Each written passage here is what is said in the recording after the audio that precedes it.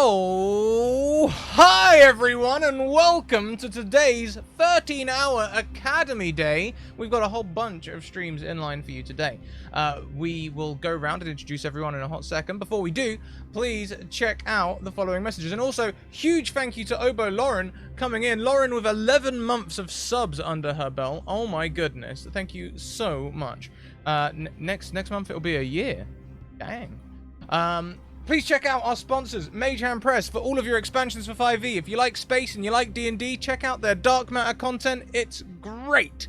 And available in hardback from your local games retailer if they are able to do deliveries. So check it out. Also, check out the Deck of Many. The Deck of Many have a Kickstarter running right now for level 6 to 9 SRD spells and animated tarot cards. Thank you, Derek, for the sub there. There's an example.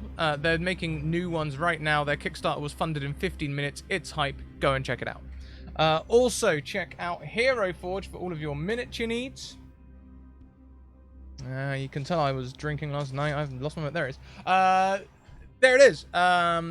There's a mini there with... this is printed in full color from their recent $3.1 million Kickstarter. You can see us on Wednesdays making more minis in the Hero Forge 2.0 beta custom color mini creator. And lastly, Dungeon Fog. Dungeon Fog for all of your map making needs. Make beautiful maps, top-down view, loads of assets, and if you subscribe to Premium, you can do so with a 10% discount using our special code Scratticus. As you update their maps, your DM notes update for you. Let's go around and say hello to everyone, starting with Derek, our first DM of the day. Good morning! Good morning. Hello, everyone. I am Derek Sword. I'm DSword16 on Twitter, Discord, and Twitch. You can find me a number of places, but I'll save most of my pitches for the end. I will say, on a personal note, Dark Matter is phenomenal, and I will actually be running a Dark Matter campaign coming up in a couple of weeks. So, yes, absolutely, get that book. It is massive. It is phenomenal. You can kill your enemies with it. But I am super excited to be the first game here today. I'm super excited to have these people playing. And let's hear from them. Fantastic. We'll carry clockwise around the screen and go next to Critical Bard. Yo, Critical Bard here. Critical Bard across all social media channels. Very excited to be here today with Scratticus and crew. Yeah, I'm just your lovable bard trying to be a light in this chaotic world. That's me. Goodbye. Appreciate you. Next to her on the screen, we have Jordan Rose. Hey, yo. I'm Jordan. You can find me on Twitter at Jordan__Rose. And yeah, I just like to talk to people and play D&D. I'm looking to have some fun today. Yes, indeed. Yes, indeed. And next around, we have Holly at Sagephilia, whose handle I nearly forgot again then. Oh, hi. I'm Holly. You can find me at Sagephilia on Twitter. I am also here periodically. Did we say who we're playing today, or are we just saying who we're playing in real life? We'll do real life for now, and then I'll have you all introduce your characters. Okay, I'm excited to be here. Hi everyone, it's Scrat. Derek, why don't you get us started? All right. Welcome, everybody. As it's already been mentioned, we live in a chaotic, terrible world, so let's jump into another one. For those of you that may have been watching Alice's amazing game Shards of Sybaris, you will be familiar with the world of Eberron, and that is where our one-shot will take place today. So, our players find themselves on Eberron, on the continent of Corvair, traveling 30 miles per hour in the pinnacle of luxury, a House Orion lightning railcar, the Geralt 2. But your trip is not one of comfort, but instead one of duty and potential peril. You have been tasked with the great responsibility of protecting the truth, as you see to the safety of a gnome reporter. Jillian Lazarfeld, a Zill gnome woman with bubblegum pink hair and a tenacity for bringing truth to power, has a story. It's a story that someone doesn't want told. She has hired you, I think almost all but one of you, to protect her as she travels from Sharn, the city of towers, to her home in Korenberg, also the home of her newspaper, the prolific and well-read Korenberg Chronicle. This trip should take you about 2.5 days, and there is no knowing what lies ahead on the rails.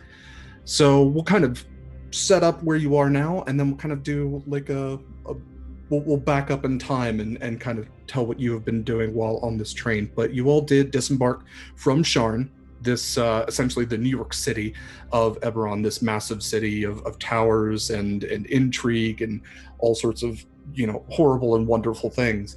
You left around noon on Zor, which is essentially Friday, and the first leg of your trip is quiet as you reach the city of Rote right around right as night is starting to fall. So we are going to pick up at the morning of the next day as you find yourself somewhere between the Dragon's Wood to the north and the Bear's Wood to the south. So we'll go ahead and once again go in clockwise order, and we'll start with Scrat. Scrat, tell us about your character and whether they are protecting Jillian and what they've been doing on this lightning rail. So, either one, those old models people used to use for drawing, the figures that you can move around with like the cone heads and like all of the limbs like that. That is a lot what Idoan looks like, except for a few changes. He has fingers that they have fingers that are sort of more like small tubes, sort of like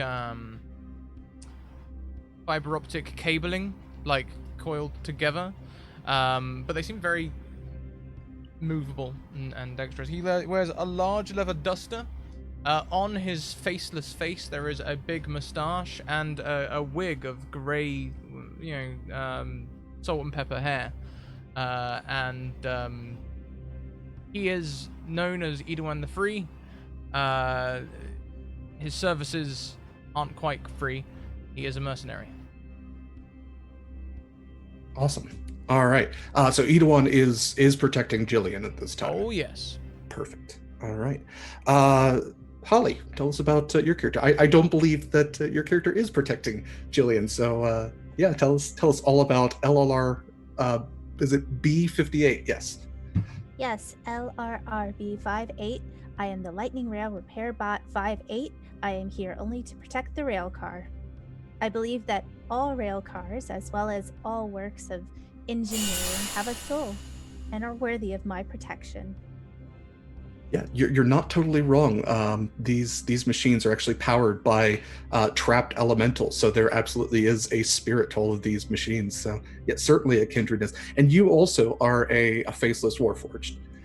Yes. Okay, so you LLRB 58 and Idoan might have been made in the same forge and just diverted paths from there. Okay. All right, let's hear from Korak. Yeah, so Korak is a very handsomely, not really, he's super rugged, dark skin, that really nice mocha chocolate, bald. He has a nice, really nice scar going through his eyeball, though it doesn't really affect his vision at all. It seemed like his eyes were closed when the strike hit. But he's wearing chainmail, he's pretty decked out, he looks like he's actually doing a job, almost looks militaristic. But not. He just knows what to wear when he needs to wear, and he has a really nice shield to him that's pretty big. And let me ask this question: where is Jillian right now?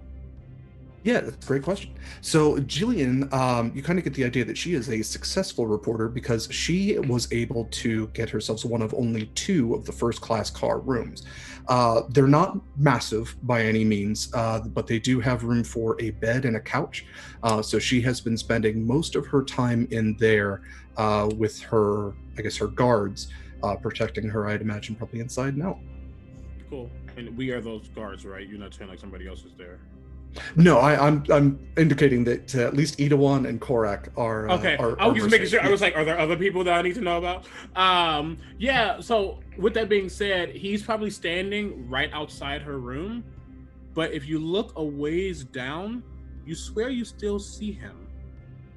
Okay. But it's not him. It's a shadow version of him. Not even shadowy though. It's just glistening, but it's him, just about 20 feet away. Nice. All right. And Grimshaw. All right, so I'm Grimshaw. I'm a silver dragonborn. My armor is completely green, as that's my favorite color. My horns, they kind of extend and come towards my ears, like towards my face. And I usually look like a pretty nice guy. I am protecting Jillian. I'm not directly outside of her quarters, but I'm kind of mingling with, the other people that happen to be riding on this train to kind of sense for danger and all that. But Perfect. I'm keeping an eye on the other guards and making sure that everything's okay. Awesome. All right. So yes, and actually, you bring up a great point. You are not alone on this train. There are several other passengers, as any good train pilot would hope for. So let's get to some of them. When you all came aboard the train, and probably LLRB 58 would definitely know, working on the train, most of the staff, but the passengers as well. The main staff member that you have met is Parson D. Orion. He has a D in front of his last name, much like Korak, indicating that he is a dragon marked individual, somebody with a special type of magical birthmark tattoo sort of thing that gives them special powers and also a special level of prominence in society. So he has been the main person that if you need food or drink and you didn't want to go to the dining car, he's there to see to your comfort. Next door to Jillian and her bodyguards are two more D. Orions. These are not staff members. This is Gregor D. Orion, or I'm sorry, that is somebody else. Ivan D. Orion and Lucina Orion. Ivan is an elderly gentleman who the entire time has been complaining about how he owns this train and it's not as nice as it used to be. And he's a certainly curmudgeonly fellow with a cane with a unicorn's head on the handle. And Lucina is a half-elf who he has noted as his niece, who is there just to keep him happy, although it seems an impossible task. I guess Grimshaw would have met several of the others, but to note, Gregor D. Orion and Victor D. Orion are the pilot and co-pilot, and you have heard their voices a couple of times. They have a very pilot drawl to their voice as they note sightings or things of note along your way. So as you left Sharon, they would have come across the intercom and notified you of passing by. Oh, there's first tower on the right of the train, town built around what is believed to be the oldest standing human structure in Corvair. So every now and then you'll hear their voice come over and notify you of something else, a city or a forest or something to look at besides the wide open grasslands of Corvair. So, is there anything you all would like to do? Grimshaw, are you specifically talking to passengers? Are you going to try to interact with any of them? Sure. I would say the first person that I see. Great. So to kind of give you guys a layout of the train has a what's the car called? A helm at either end, allowing it to travel forwards or backwards if need be. So starting from what would be the front, traveling eastward, it goes helm, cargo, first class, where most of you are, sleeper, standard car, which is kind of like a general meeting area where there are couches, dining car, galley, steerage, cargo, helm. So Grimshaw, you find yourself in the standard car. You see a number of folks there. You see there's an aged half-orc who has a small potted plant that they are whispering and singing to. There is a red-haired human bard, male human bard, who is kind of just strumming idly while writing lyrics in a notebook. There is a very finely dressed dwarf with jewelry kind of bedecking every conceivable inch. There is also a female shifter who kind of has some lupine features to her and seems to be chatting with him. And those are the ones that are in the standard car. If you want, like I said, there's probably people in steerage, there's probably people in the galley, dining car, all that. I'm gonna take a seat next to the orc. Okay. Yeah, they're once again just kind of like whispering and like just making little, almost like lullabies to this potted plant. Well, how They you they doing? turn to look. How you doing, bud? Hello. Uh, I'm doing well, and so is Gerald. And he holds up the plant to kind of just look at you, although it very clearly is a plant. Oh, hello, Gerald. Just Gerald, say hi. And once again, it's a fern. Yeah. Is he your son? Oh no, I would never do anything like that to a plant. No. No, Gerald is going to be planted somewhere nice, where he's going to grow up big and strong and perhaps provide shade to someone. Awesome. What brings you on this train today? My name's, I suppose I should start with that. I'm Hatho Greentrail. I am a gatekeeper, and I protect nature and plants, and I'm taking Gerald somewhere, like I said, where he can grow and be a big, strong boy. Funny enough, I'm Grimshaw. I'm protecting people. We're That's both in the same line of business here. equally important, plants and people, yes. Well, I hope you have a good rest of your train visit, your train journey. You holler if you need me. You as well, Silver Friend. May the silver flame be with you. And you as well. And he goes back to just going like, yes, you're such a good boy. You are a good boy. Yes, you are. Cool. All right. I'd say I would then just want to check in with my fellow guards. Great. So you make it back through the standard car, and you get through the sleeper car. Sorry, 1 second. That voice did something to my throat. All right. You do notice that most of the sleeper car doors are open. There is one that is locked, and was locked when you passed through the first time. But you make it back to first class. Once again, the second room, which you have noted is having the elderly man and his niece, you can still hear him just complaining even through the door, and her going, yes, uncle, I know, yes, absolutely, that it's terrible, that I know, and yeah, you make it back to Jillian's suite, and you see there Korak and Edawan. Korak, what have you been doing? Quick question: how big is the first class car? Yeah, so first class, you have room for a single bed, a room for a 2-person couch, small table, and a like airplane bathroom, essentially. So it's not massive, but it would have enough room for, Jillian, who's especially a gnome. She only takes up half of this standard, human-sized bed, and I think probably the three of you would be able to fit, not super comfortably, not all sleep in there, but maybe sleep sitting on the couch. Okay, yeah, cool. Yeah, Korak is standing right in front of Jillian's room. Just right on, like, in front of, next to the door though, so he's not blocking the door.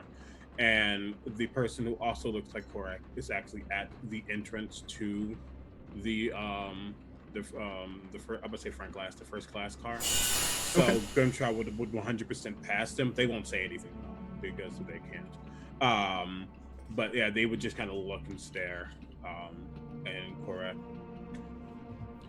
did you find anything? Anything happening?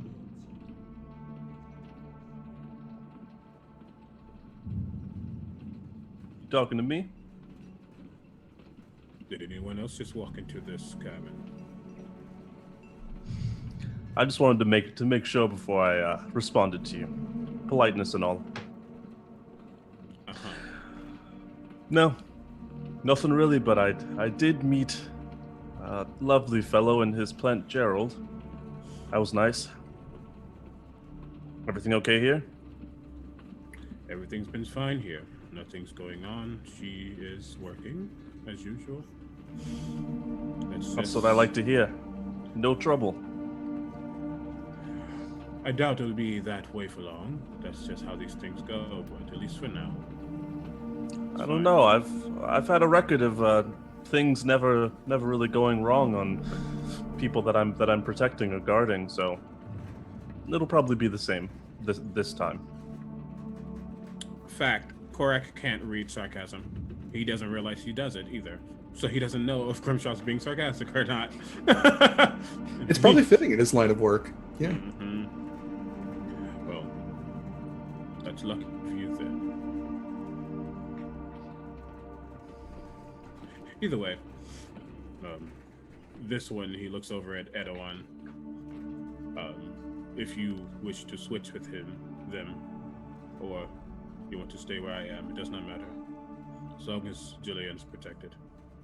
I can switch in shifts if either of you need.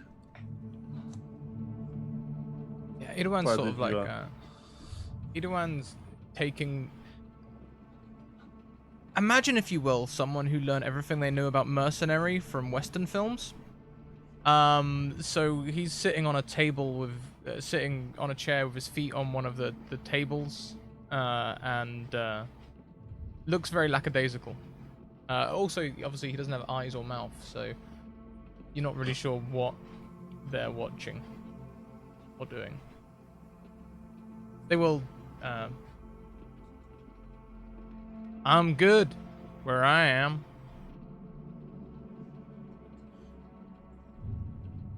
All right. I'll make a trip through just to make sure. Then I'll be back. Yeah, and you see Jillian sitting there on the bed, and she goes, "Yeah, if you could please hurry back soon, because he doesn't have any facial features, and I'm not saying it's bad or anything. I just find it a little unsettling because I can't tell if he's staring at me or not. And I like you. You have a face. It's very rugged. I like that." Oh. Korak is just like staring like, and he kind of about fades. And walks out. And he walks past the thing that looks like him, and then about 30 feet behind him. For 30 feet, when he gets past about 30 feet, that's when it starts to follow. Okay. And it's just, as he's looking to the right, it's looking to the left. And he's just being watchful, just to make sure nothing looks odd or out of place, or anyone that shouldn't be on this train isn't on this train. All right. So yeah, Korak, you go to walk through. As you're kind of walking out of beyond the first class, you do see Parson Diorine. And like I said, he's the one that welcomed you on the train the first time. He is a very clean-cut human man, and he wears this navy blue jacket with all these like ornate silver buttons and trimmings and whatnot. He has a silver chain that extends from inside the coat to a unicorn badge on his vest, even though the unicorn is the symbol of House Orion. Much as I think it's the chimera is the symbol of House Deneath. Mm-hmm. And yeah, he says, so is there anything I can assist you with? Is there anything I can get for you? No, continue doing your job, and I'll continue doing mine. Just let me know if anything seems out of place. Of course. And you go to walk through are you walking, I guess, towards the cargo and the helm, or are you walking kind of the way that Grimshaw came from? Grimshaw came from. Okay. Well, actually, no, I would naturally first go towards the cargo helm just to make sure nothing's over there, because he hasn't checked in a while. And if nothing's over there, he would turn around and go back for the other way. Yeah, you go into the cargo. There doesn't seem to be, there's cargo in here. A lot of packages that are wrapped up, some stuff placed against the wall and kind of webbing. There's a few heavier things set towards the center where there's a bit of a divot to keep them from shifting around too much. And beyond that is the door to the helm, which you can see is locked with an arcane lock. Cool. He doesn't even care about that. And he will turn around and go back the other way. And then, yeah. Okay. So you pass back through the sleeper car. Then you see, just as Grimshaw did, the one locked door.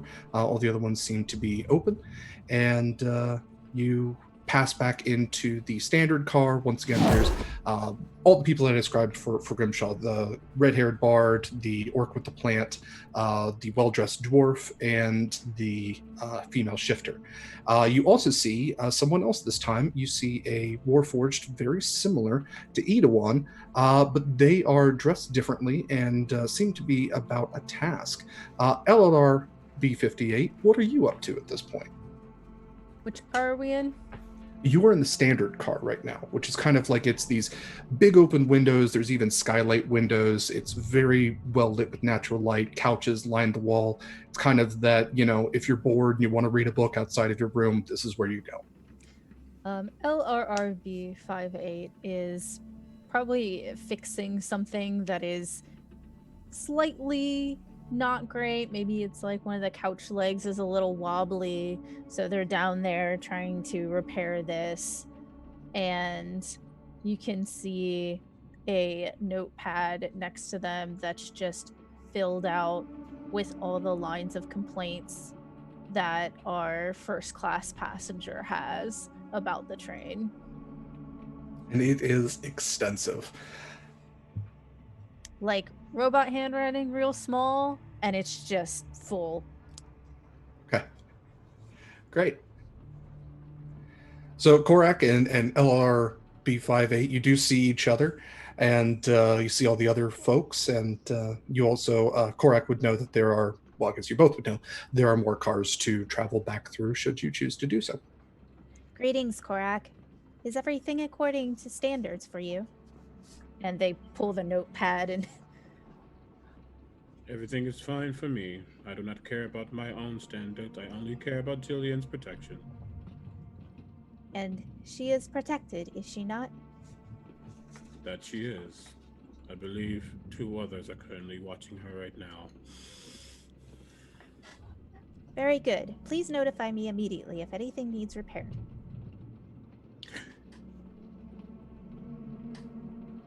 He kind of like steps forward.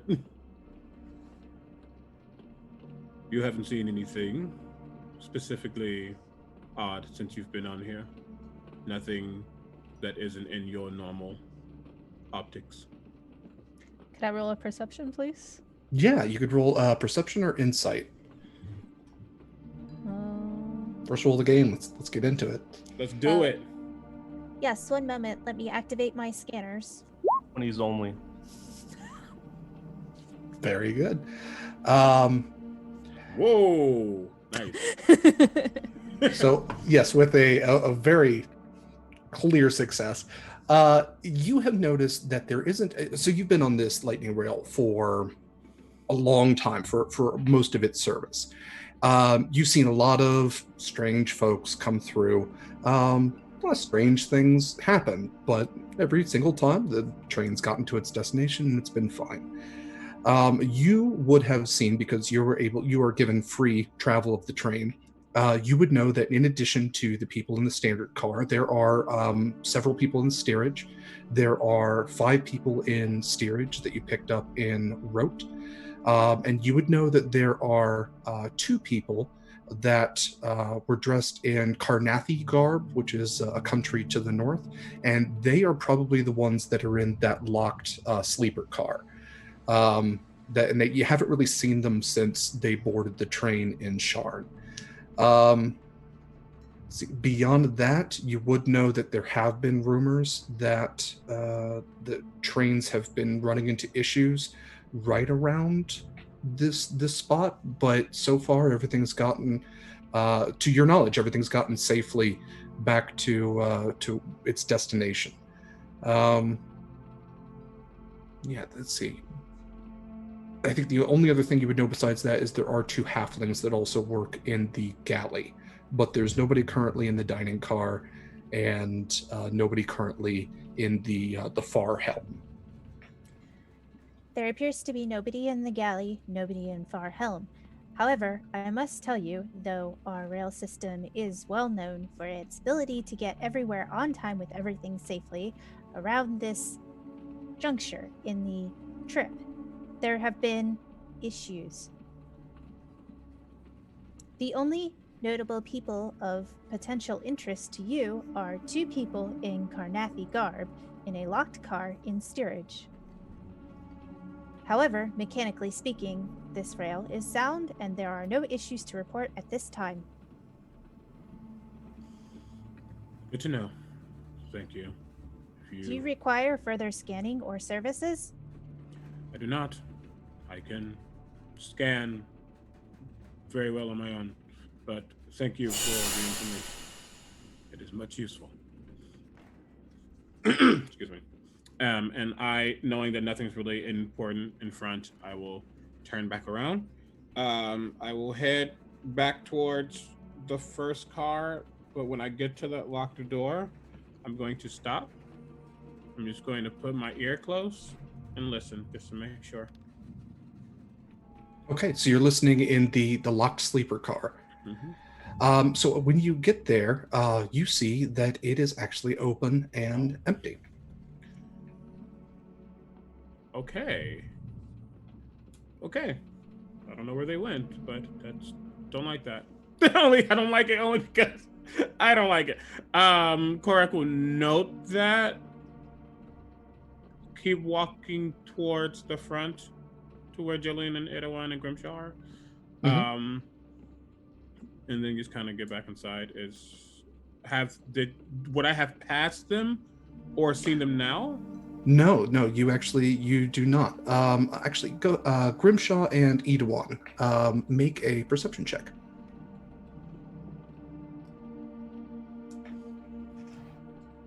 I have fear.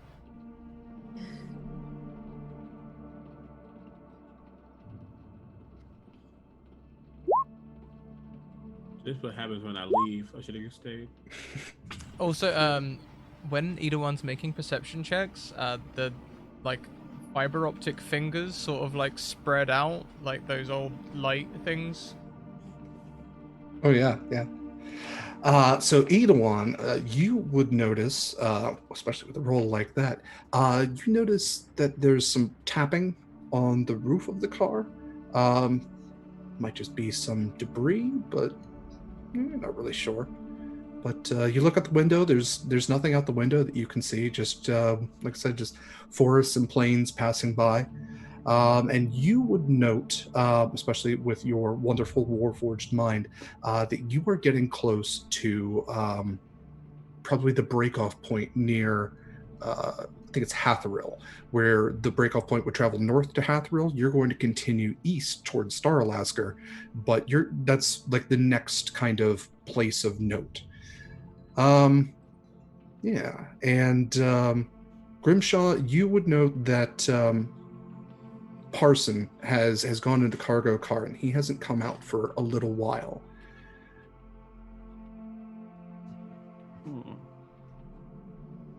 Do you hear that on the roof? Hear what? Sounds like there's someone tap dancing up there. It's a weird place to tap dance, don't you think? Maybe it's rain? Query. You think I should go and check it out? Do it. I'll stay here. Derek, I hope you don't mind. I swapped out all of the class weapons gifted for either one for lesser versions of the same class weapons. Essentially, I just took everything from light and heavy crossbows down to hand crossbows so I can just one-hand everything. Okay, yeah. I'm going to pull out a hand crossbow and start opening the window. How you get on the roof, right? Either one would know that is probably the most direct from where they are, but perhaps the more safest route is to travel between cars where there are ladders that allow transport up to the roof of every car. But sure, if either one wants to climb out the window, who am I to stop them? Yeah, no, I'm gonna go for the climb out the window as well. Yeah, I'm gonna Don't go that straight. one. Don't that one. Don't that one. Don't that one. Either one is gone. Please make a new character really quickly because they're dead. All right. He can play as Gerald. Yes, you can play as Gerald the Fern. All right, Scrat, go ahead and make an athletics check. Oh, could we maybe say acrobatics? Are you doing a backflip out of it? Well, I figure I could use it like a bar, and flip up from the bar. Okay. All right, you sold me on it. You can do an acrobatics. I say someone rolled a 4 for strength. Like, that's my strength Woof. score. 4. I don't want to do any athletics today. I was worried about. These rolls, they're gonna have to stop at some point. That's all I'm saying. I think everybody's had a nat 20 so far except for Korak and Grimshaw. So yours is coming.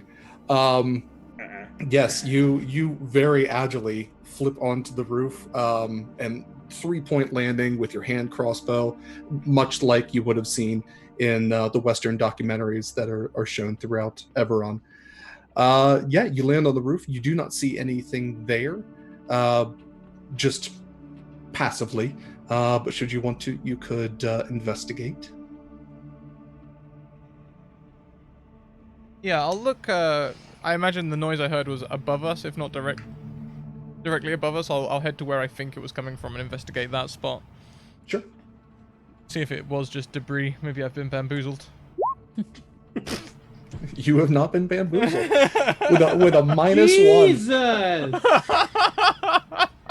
Oh, it's gonna run out. No, I'm going to nat 1. I always struggle and roll 20. That's why I'm going to roll in there today. That's why I don't want to. I gave Scrat you GM for powers, and he just gave everybody nat 20s. That's how it's going to be. Well, thank you, CB, for being here to balance out the luck. I'm personally really enjoying this luck. It's Yeah, with that, you can very clearly see that while these lightning rails are made to glance off debris and all that kind of stuff, they're made to last. You can very clearly see that they're probably not made to be walked on, since there is a very identifiable boot print that has kind of been pressed into the metal just ever so slightly. But yeah, with a roll like that, absolutely, you can tell that it is traveling towards the helm.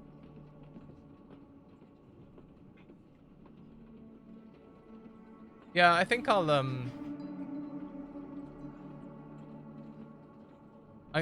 lean over again and shout through the open window if I can. Yes, so the 30-mile-an-hour wind is just kind of now like galing inside of this closed room. So to kind of balance it, Jillian goes to open the outside door and kind of just let the air kind of travel through. It's kind of blowing all of her bubblegum pink hair everywhere. But yeah, you can lean down and shout through if you want. Yeah. There's been someone up here. I'm gonna head towards the helm.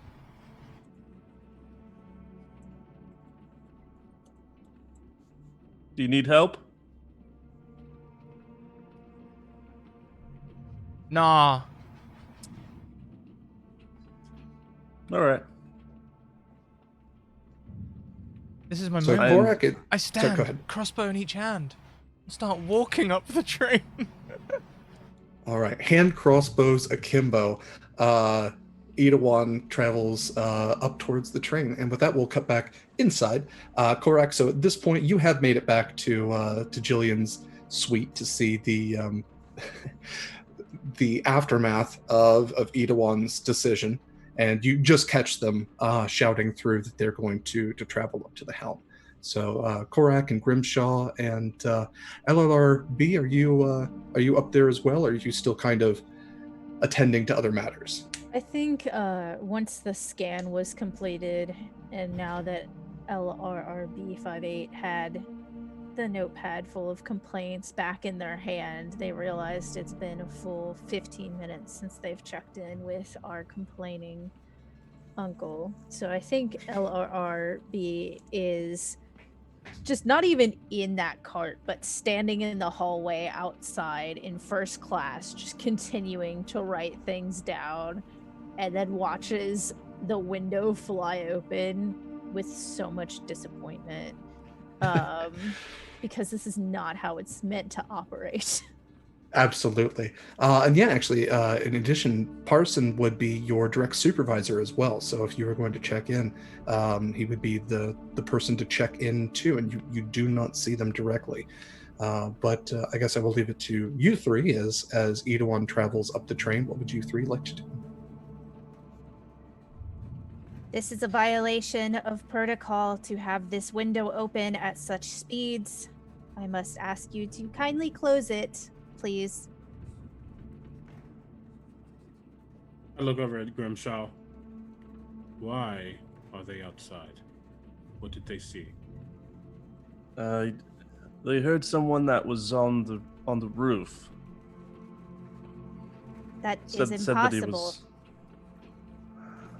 I believe him. He's, you know,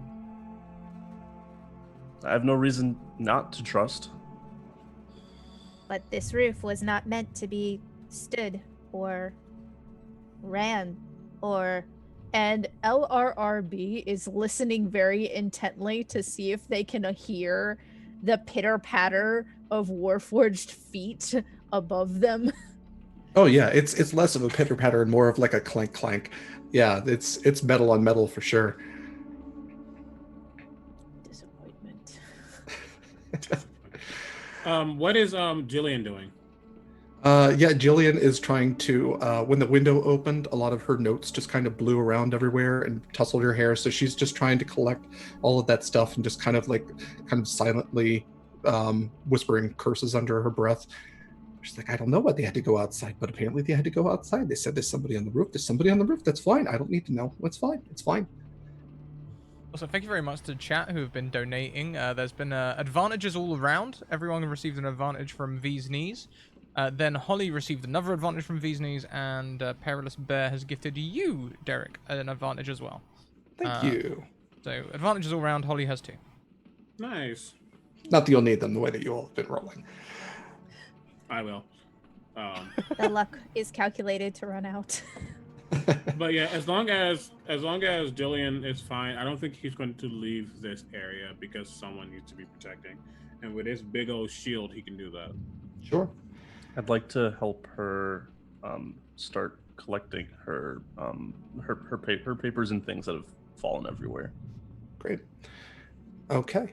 It is. Go ahead. I think LRRB is very torn for a moment between addressing the window situation and following the clinking of these shoes, but I think they will follow the path that these shoes are making, but from inside the car. Okay. Yeah, you go to do that. Yeah, Jillian kind of turns to you. She goes, I get it. It's bugging me too. And she closes the window for you. She goes, I know you're overworked. It's ridiculous. I can hear him too. He's complaining up a storm. It's nuts.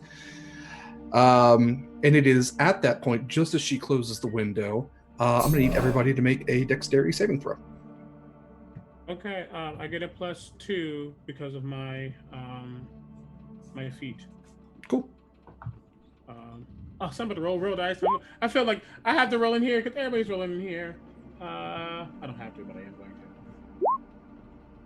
What did I say? Korak and LRRB both get a +3 as well. Okay. Well, that makes it an 11. Thank you. Roll 20 hates me. That's just what it is. I don't want to use the advantage right now. I'll starve. Edawan, you will make the saving throw with disadvantage because you are on the roof. I need see. To make a saving throw for my echo as well. It uses my bonus. Echo Knight. So cool. I am an Echo Knight. So I'm just gonna roll again. It's gonna save me, but it's my Echo Knight. That's good. Okay. Okay. Well, okay. I don't know if they benefit from the aura or not. It's not written, so I'm just gonna say probably not. This is my life. I'm not using Roll20 anymore. Oh, hang on. Is it disadvantage? Is it disadvantage? There we go. That balances things out. Okay. So let's see. Korak's mirror image saves. Korak does not. So that's Wait, no, I got an 11 instead of It's a +3. Give me a +3. right. The DC was 12. So neither. Oh, I see what you mean. Oh yeah, I struggle. Yeah, Because they get a great. +2. Yeah. Great. Yeah. So Korak falls flat on his face. Idawan falls flat on the roof. Does not fall off. That would have been a critical failure. But yes, does fall, and they are both going to take 2 points of damage as they hit their respective floors or roof, I guess in one case.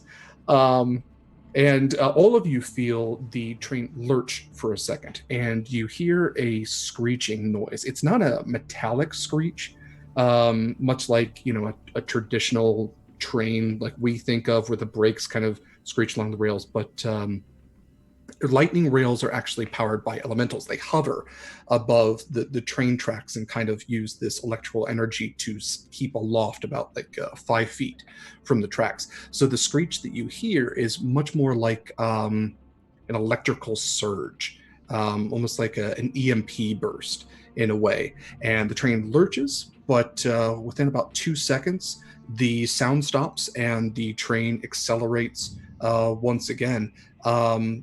Almost seemingly faster than it was before, but kind of almost unnoticeably so.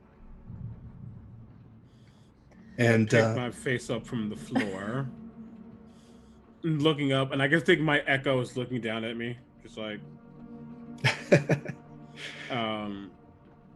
does anybody know what just happened? As I wipe my face.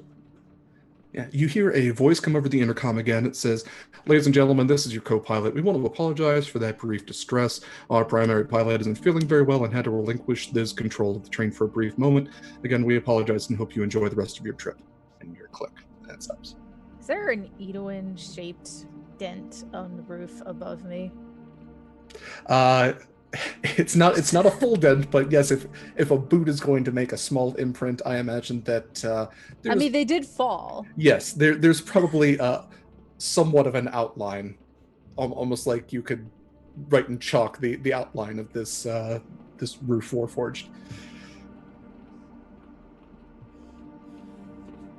And you hear even louder shouting from the cabin next to you, and you hear the old man go, "You can't pick up everything, but more. It's ridiculous. Yeah, back in my day, this I swear I'm gonna have every single one of them sent to the Talenta Plains where they're gonna get eaten by dinosaurs. I swear. That's what's gonna happen." And you actually hear it gets louder as the door opens, and you see the young woman come out and close it behind her. It just kind of goes, "Oh, okay. All right, deep breaths, Lucina. It's gonna be all right. It's all right." And you do notice that something kind of unique about her, in that she is a half-elf. She does have the ears to identify her as such, but simultaneously she also has a House Orion dragon mark emblazoned on the side of her face, which is very unique for someone. Dragon marks are blood-linked, and to have somebody who is half human bear a mark that is traditionally only seen on full humans is very individual to her. And she kind of turns to you. She goes, "Oh, hi. I'm sorry. I'm not in charge of the train or anything, but my guess my uncle is, and we apologize for the disruption. I'm not sure what happened, but I'm sure it's fine." Would you like me to direct all inquiries to your uncle? Please, God, no. He's fine. He's fine. Just you can ignore most of what he says, unless he's saying it directly to you. But I understand it's probably your job if you can hear him throughout the train. I'm sorry. I'm really sorry. Holds up notepad. Yeah, you can burn that. It's probably better for mental health. Question. Yeah. I believe Korak has been on a number of rails, and those announcers are pretty standard. When that announcement happened, was there any shift in their tone at all? It was a actually. We'll go ahead and do a perception check. Okay. We'll Just call so you it that. know, with my dragon mark, I get to add a D4 to perception and insight checks. Sure. Where are you? Yes. Okay. And for everyone who isn't familiar with Eberron, Korak is a D Deneath, the D indicating that they are dragon marked, and Deneath being the house that mostly deals in mercenaries and bodyguards and protection and that sort of thing. So yeah, Korak did not do too hot on that one. CB. You called it. You hate to see it. Do you want to add that D4? Yeah, I'm gonna add that dang D4. Doesn't matter. All right. Oh, You had advantage. I do have advantage, but don't want. Yeah, I'm gonna use it now. I'm gonna use it because that's. And here's the That's thing: if another this is under 3, I'm not using roll 20. I'm not doing it. It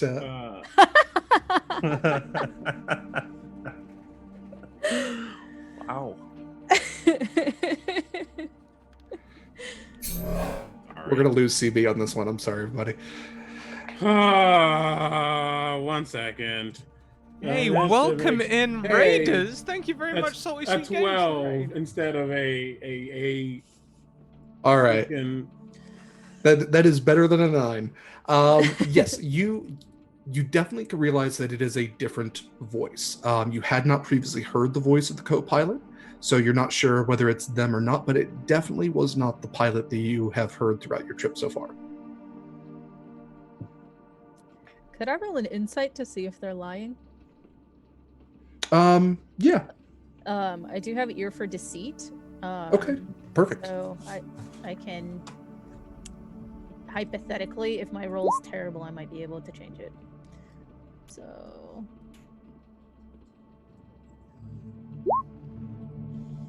actually I have expertise in that, so it should be +3 more than that. So that would be Okay. So 11. you treat a roll of 7 or lower as an 8, so it would be 11 then? Well, 16, because it's 11 plus 5? Sure, yeah. Okay. You're not sure whether it's an outright lie, but definitely something about what they said isn't fully the truth.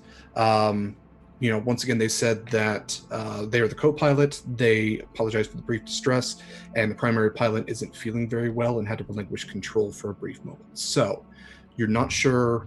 There's a lie somewhere in there. Maybe it's all of it. Maybe it's one thing, but it's not the full truth and nothing but the truth.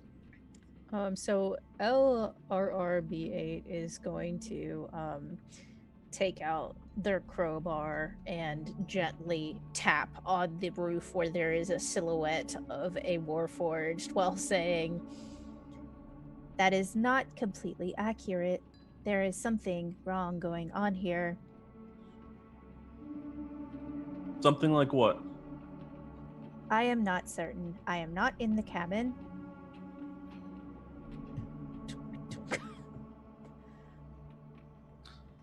Is Corex still next to me? Yeah, Korak would have picked himself up, and I imagine Idawan probably did something similar. Hey, Korak, I think one of us should probably check on the cabin or Idawan. One of those two. I think there's something's fishy. I look over at LRRB. I do not know you or what you can do, but can you protect Jillian if we go check out what's going on? Yes, I can stay here. And they'll pull out a rapier and post themselves. He will nod, look at Grimshaw. Then what would you like to do? Up or cabin? I was going to stay put. Unless you want me to go instead and you stay put. I believe both of us could be useful in other places. Though I do not want to leave Jillian's side. I trust that this Warforged can protect and alert if necessary, but we need to figure out what's going on, and no one else probably is capable of doing such a thing. Warford soldier, what may I call you? What is your name? I am LRRB58, Lightning Rail Repair Bot 58. Here to serve in any way I can. Are you well versed in the ways of combat? Yes, although I mostly only need to use my skills to repair things on the Lightning Rail, I am capable of protecting the passengers as well. All right. Correct. Let's go check this out. And the sooner we can come back, the better. All right. So, Korak and Grimshaw, you make your way towards the cargo car and the helm. It's at this point, Edawan, you picked yourself up. So you are standing essentially at the end of the first class car. You have a small gap, which is where you'd be able to climb down should you want, or jump over to the cargo car, and then the helm lies beyond.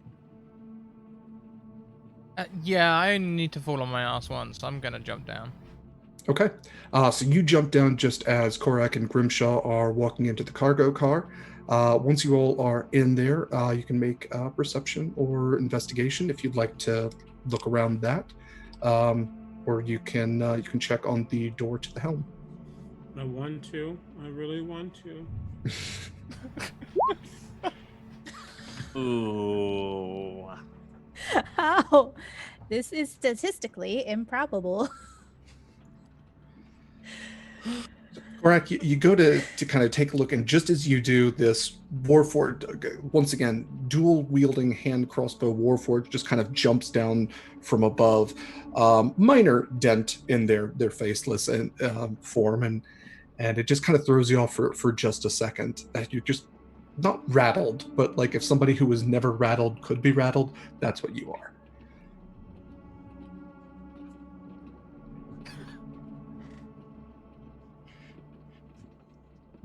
It is rose quartz time. I'm done. I'm done. I'm done. I was trying because everyone else is in roll 20. I'm done. It's fair. Roll 20 has sufficiently burned CB for the day. It's fair. All right. Grimshaw or Edawan, is there anything you would like to do? Well, let me add a D4 regardless, though. Because that was trash. As we're walking toward the helm, correct? You're in the cargo car right now, and the helm lies through a door that Korak previously, when they were in here the first time, determined was locked. Okay. I'm gonna try the door. Is it still locked? It is not. The arcane lock on it has been broken. All right. I'm going to brandish my weapon and slowly open the door. Okay. You open the door, and standing on the other side is someone dressed very similar to Parson in the similar uniform, but not somebody you've seen before. And they turn just as you're opening the door and go, I'm sorry, this is for employees only, staff only. Please vacate. You're welcome in the cargo car should you need something, but staff only. Insight. Yeah, go for it.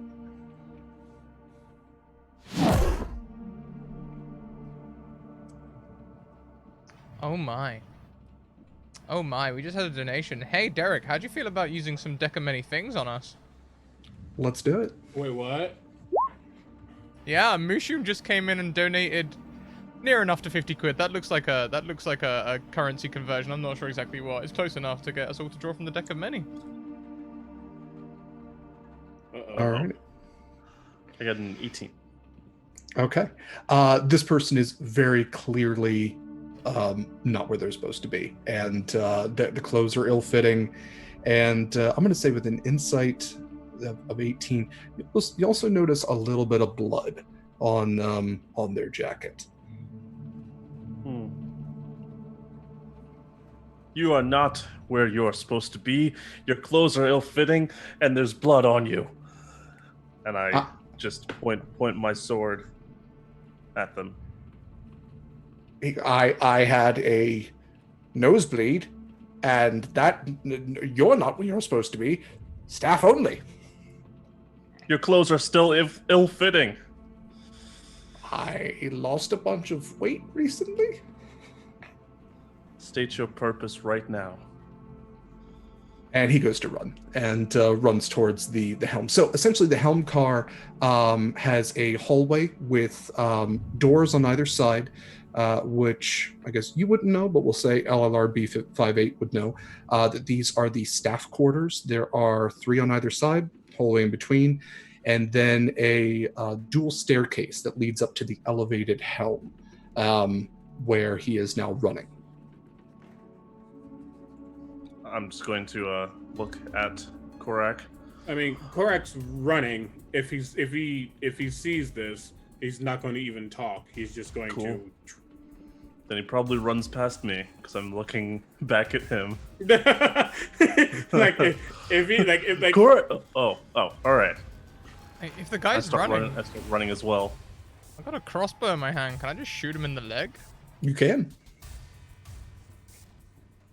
I want to specifically aim for the knee.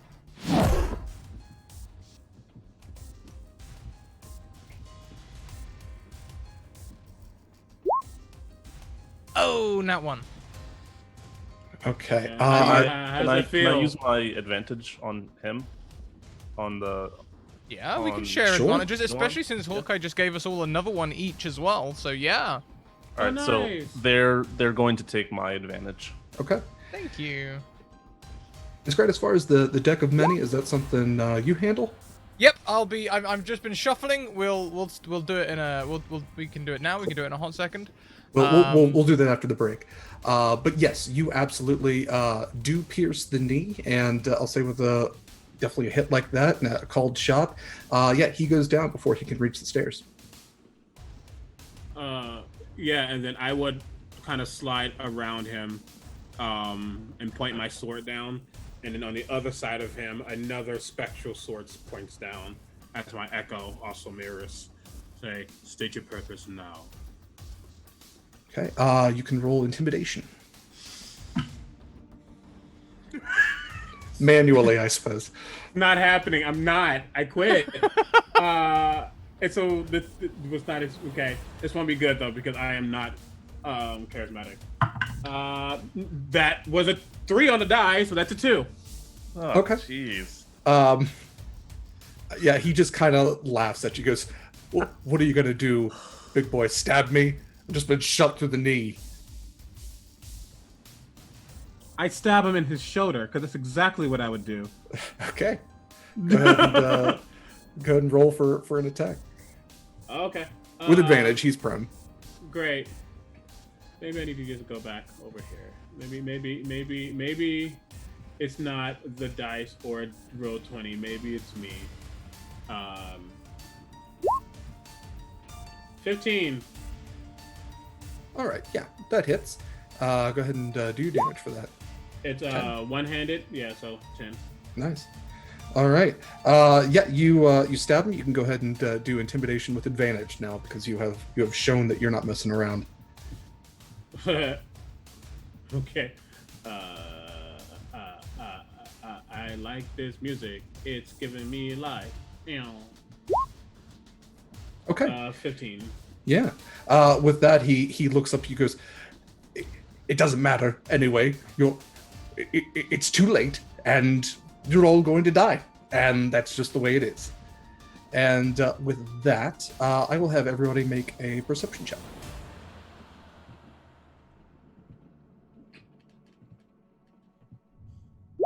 I feel weird changing back to my normal dice, so I'm gonna just keep it here. There it is. Whoa!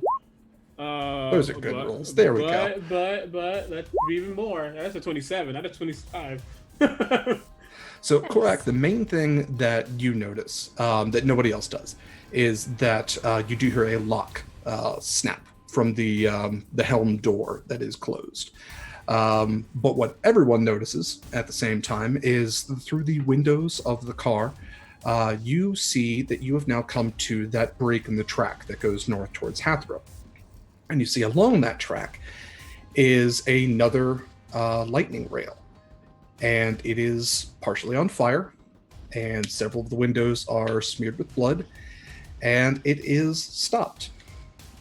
And it is at that point that above the cargo car, I think probably Edawan is closest to that. Edawan, you hear a loud thud, and then you watch as 4 large claws dig into and through the metal, latching themselves into the roof of the car. And I think with that, it's a perfect time to take a break. Oh. Well, Wait. that's fun.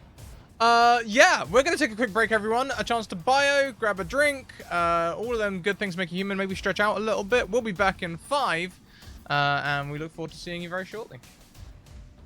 Oh, and check out this advert from the Deck of Many. It is for their Deck of Many Things, the Kickstarter currently running right now. It's a real cute ad. You'll enjoy it. See you in a sec.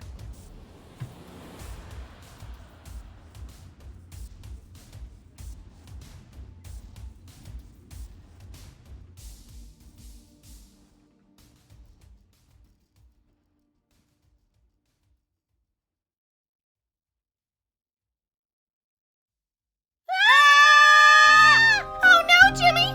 Heckna's after us! What are we gonna do? Sword beats face! Ha! Looks like you really lost your edge, huh? Huh? God, I'm funny. So, I guess weapons don't... Weapons don't work! Hey, why aren't you laughing? Oh, I know. Let me hit you with the punchline! Wait! My animated spell cards! They can save us! Well, jeepers, Jane. Blast them! Avada Kedavra!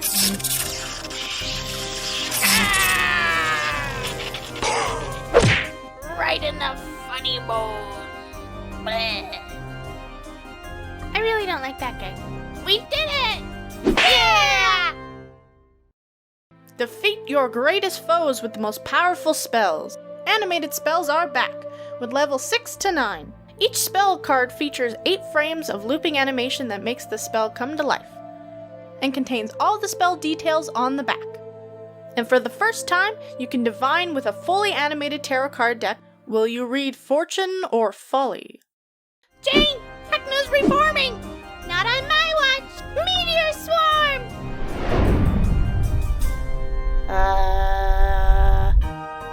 Go to animatedspells.com and back the Kickstarter today.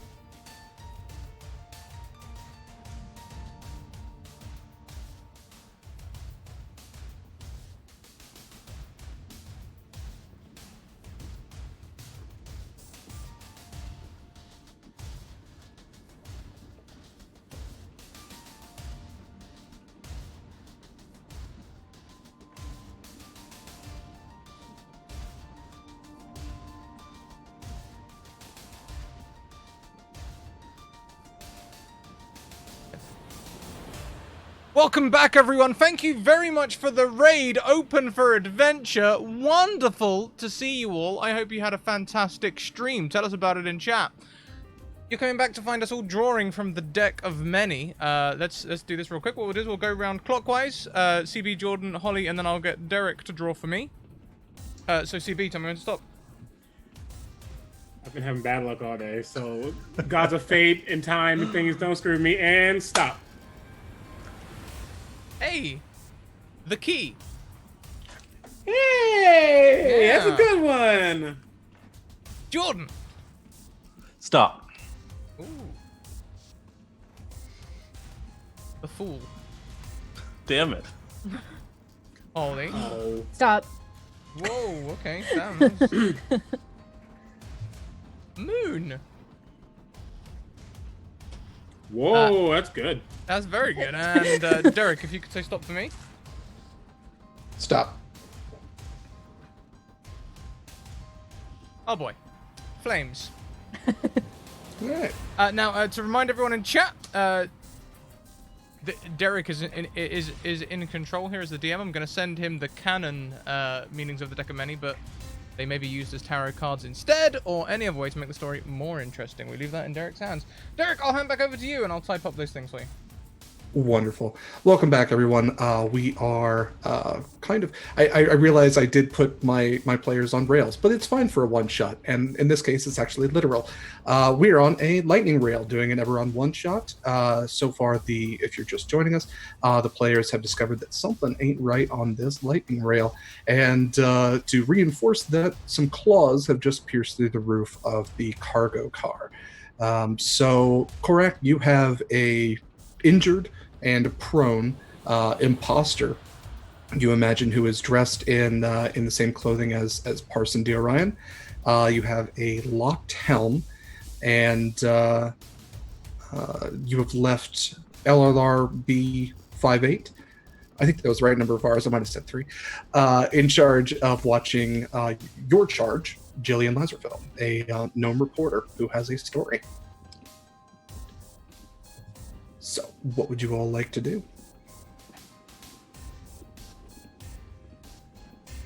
Well, it looks like you two have things here. What did the perception roll tell us? Because you had that was the train. You just passed a train which looked like it was quite a calamity. There was fire and blood, and it was stopped. Didn't seem to have a lot of life or anything going on. Okay. Are we at the helm? Yes, you and Korak are both in the helm car. The helm itself, basically where the pilot and co-pilot would sit, has been locked, and then Idawan is now essentially behind you, standing in the doorway that leads between the helm car and the cargo car. Okay. I'm gonna run back to LRRB and just kind of clue them in. Okay. You go to run through the cargo car. You see what Idawan saw, that there are claws in the roof of the cargo car. And just as you get to the door, you become face to face with what's the best way to describe him? A bone knight. It is a heavily armored humanoid individual. They're wearing a helm where you can't necessarily see their face. Their armor is black and almost looks skeletal in nature. The helm is very skull-like. Even the breastplate has ribs carved into it. And they are wielding a great sword, and they block your way. I'm definitely anti all of that. I'm gonna attack. Okay. So at this point, we're going to set up a couple of things here. So I'm going to have everybody roll initiative, and you can do whatever you would like to, given the situation. So it is at this point that LRR B58, you see through that same door, because we now have you on one side of this door, Korak and Grimshaw on the other. LRR B58, you watch as 2 ghouls crawl their way through this door, and one of them is on the ceiling, the other one is on the floor, and they are essentially clawing their way towards you. And so we will have everybody go ahead and roll for initiative, and we'll see what comes from that. So Grimshaw has a 10. They aren't the best rolls. Yeah, we struggled. Yeah. They could be better. That's all right. We're a little sluggish. It could be worse. I said 9. Yeah, that's 6. Okay.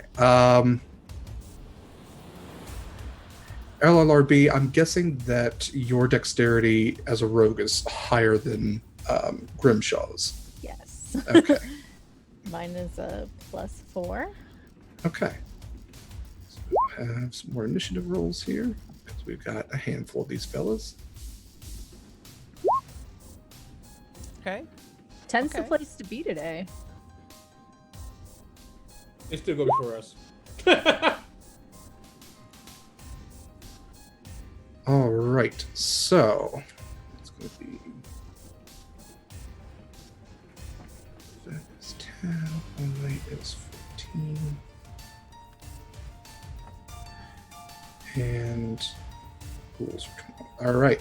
So the ghouls are going to go first, and they are going to both take attacks towards LLRB 58, since you are obviously right there. So they are going to both take bite attacks towards you. They don't seem to realize that you are made from metal, and just want to chomp down. Doesn't hit. Doesn't hit. Okay. Once again, you are made from metal. These ghoul teeth try to chomp into your metallic frame, and you actually feel as a couple of them crack as they take these very undead bites on you. Grimshaw, the Bone Knight, is now face to face with you in a very Darth Vader-y style way, and they are going to take a swipe at you. They are going to take 2 swipes with the vicious greatsword that they have. Oh no. Oh. There it goes. So does an 18 hit? Yeah. Okay. So you're going to take 15 points of slashing damage on that. Ugh. Ignore that last roll. I think roll 20 is just taking a minute on stuff. And it That is don't now. feel too nice. It is now the essentially the guy that's prone. He's being held at sword point, but he is going to try to get up. So at that, they're going to make a strength challenge against Korak. He rolled a 22. Am I rolling? Is this a save or just strength in general? You could do strength or athletics. Athletics? Okay. Yeah. Of course, you rolled a 22. That's a All right. He's able to get up and draw his weapon, but that will be his turn for that. And he does draw. I believe it's it's a long sword that he draws from his hip. And now it is LLRB 58. So you have 2 ghouls that have engaged with you. I am going to use insightful fighting, so I can make an insight check against ghoul. Can I reach both of them? I know one's on the ceiling. I don't know how. Yeah. Even the ceiling is. I mean, these trains are pretty compact, so yes, you could absolutely reach both. So I You're use still it within the on- 5 feet. on ceiling ghoul. So I roll an insight versus its deception. Or sorry, yeah, it's deception. So it has to be to 23. Okay. So I'm sorry, it's doing. A deception roll.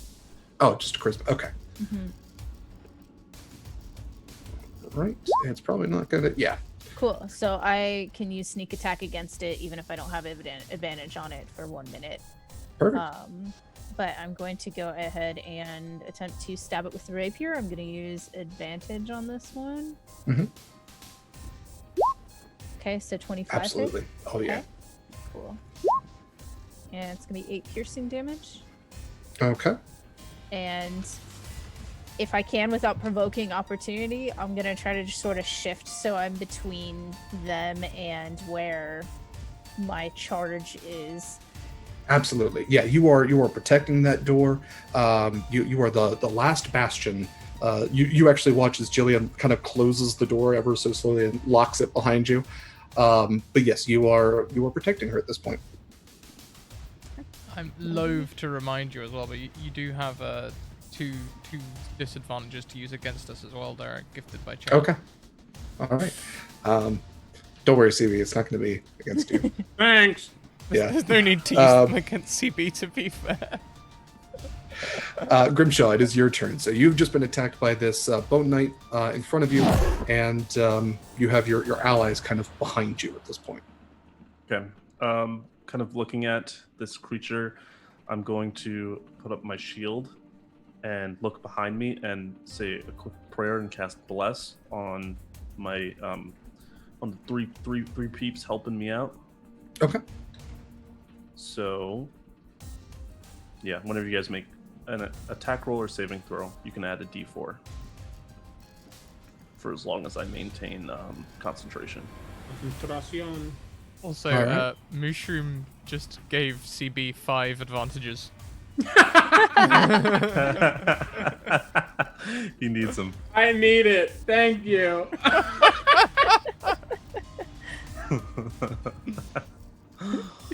All right. Jordan, is that your action? Yep. Cool. All right, Korak, with 5 advantages, what would you like to do? I'm dying. Yeah, I take out my well, I'm already had it out, my long sword, I'm sorry, that I have. Mm-hmm. And then I'm using 2 attacks because I have extra attack. Sure. But it comes from myself and my echo. So 1 slash in the front, 1 slash in the back. And you know what? Let's have fun. Let's make both of these at advantage. So there'd be 2 of my advantages gone. Watch, I'm gonna regret this. So first attack. Oh wait, shit! I thought I put advantage on. How dare you? 25 to hit. That does hit. That's 8 points of damage for Okay. the first attack. Plus a d4. Plus a d4. No, that's to attack, not damage. Oh, For bless. Yeah. God darn it. Yeah, it's attack rolls and saving throws. I do love bless. Second attack. The crit. Nice. For 13 more points of damage. All right. You have slayed this imposter. What would you like to do? How far away is this bone knight? They are almost 1 car away at this point. Yeah, so you're towards the front of the helm. They are that entire car plus another entire car. They're at the door from the cargo car that leads to the first class. I hate to actually do math, but how much is that in feet? No, that's D&D do math. What? Yes, actually, and lovely Eberron book did provide an actual outline, so I can tell you that. So let's see. So that's 40, 80, about 80 feet. Oh, okay, cool. Oof. I may not have been able to cast Bless on them if they were that far. I didn't realize it was right. Yeah. It's okay. You did. It's fine. Okay, then what happens is you see the echo run 30 feet, and then as a bonus action, we switch spots. And then I run 15 more feet, because I have to use 15 of my feet to bonus action teleport. So technically, Sure. I've moved 45 feet now. Right. And All right. and I get as close as possible. Yeah, That's you my- are now in the cargo car. You're about halfway through the cargo car. Okay. All right, and that brings us to Edawan. Edawan, you have just watched as Korak teleported and then pushed past you into the cargo car. You're now standing at basically the doorway that leads from the cargo car to the helm. So you're about 15 feet behind Korak at this point. And then 40 feet, I guess, towards the back part of the train, you can see where Grimshaw has engaged with his bone knight.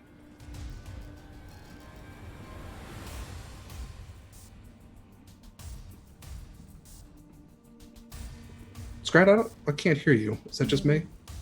Mm-hmm. I also Yeah, can't. you I was totally muted. Yeah, so Iduan doesn't like the look of that bone knight.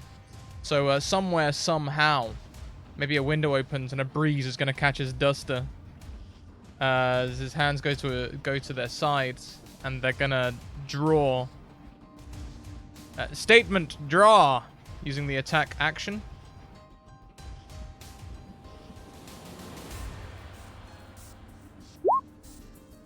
Okay, first attack will be an 11.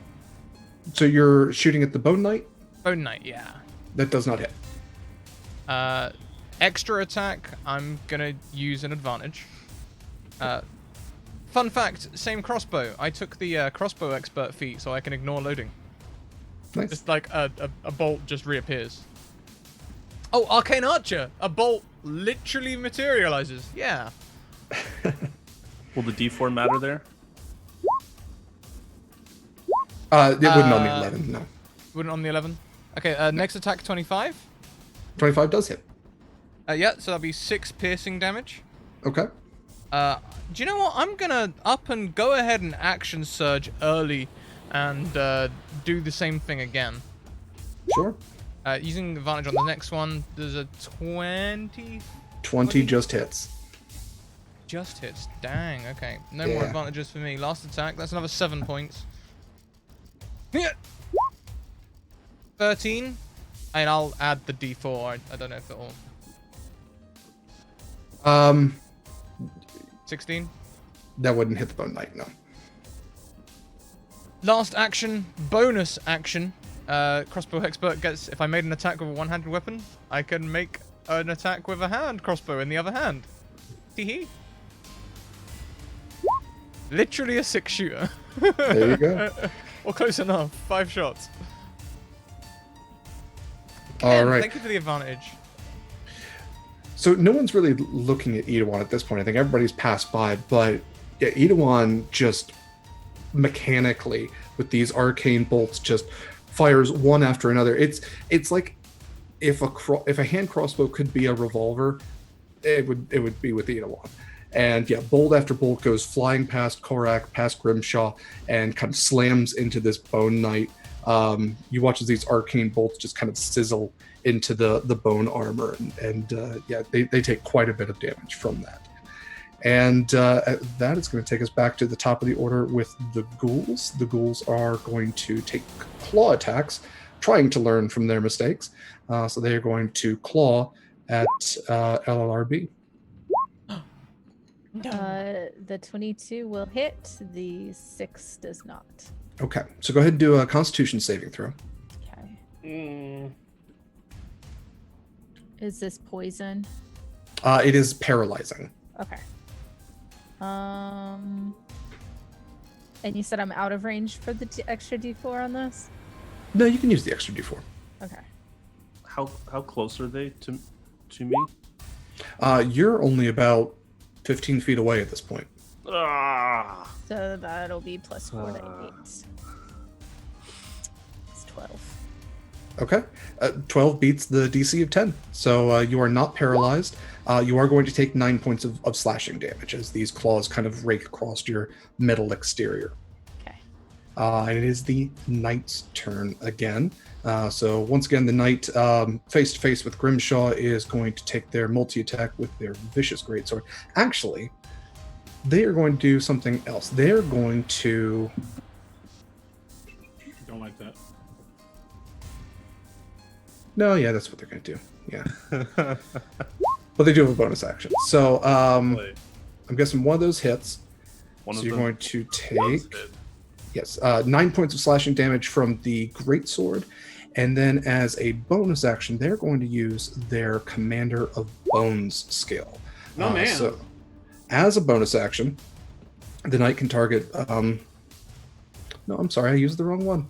That's me. They're going to use their... Did I give them the right thing? I didn't give them the right thing. They're supposed to have something that makes you afraid, but hey, I didn't put it in there, so they can't do it. So that is the end of their turn then. And we will go to... let's see. Well, you killed that one, so it is now LLRB 58. It is your turn. Aiming again for the one on the ceiling. Mm-hmm. Probably not gonna hit it. I don't believe a 9 does hit. Ghouls aren't too hardy, but yeah, that does not hit. Plus Can you add a D4? D? Yeah, you can try adding the D4 to it. Okay.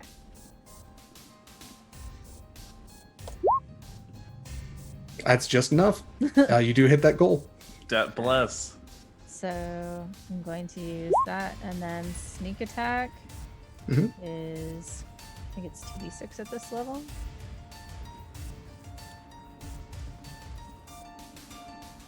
So that'll be another 3 damage.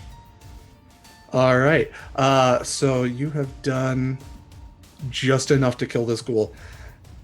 So you slay this ghoul on the ceiling. Is there anything special you would like to do? As LRRB 58 pierces it. They make very sure not to pierce or scratch the ceiling, but they flick the ghoul body into the nearest bin because we can't have a mess on the train. Okay. All right. Very deftly, you are able to flick this undead, poor, unfortunate soul of a ghoul into a waste disposal bin, and it lands with a very kind of squishy thud. Yeah, just like the tongue is just hanging out of the bin at this point, the very long ghoulish tongue. And then can I use my bonus action to change my my target for my Yeah. insightful fighting? Okay, Sure. so I need to make a new insight check, and you have to make a new deception check. Okay. This is gonna be the other ghoul. Oof. Oof. All right. Cool.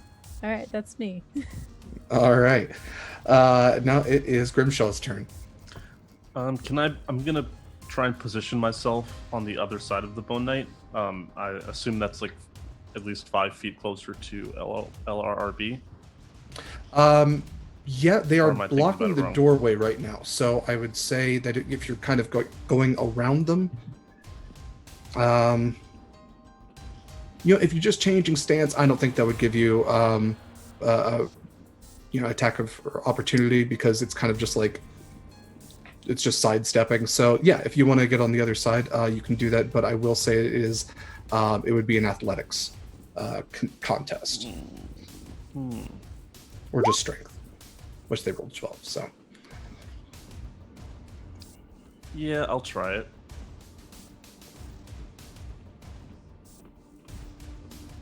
Got this. You got this. It's when you say you got it when you don't, so be careful. What did we just say? What did we just say? So you go to push past this knight, and he kind of just, gauntleted hand just slams it against the wall and just kind of looks at you like, seriously?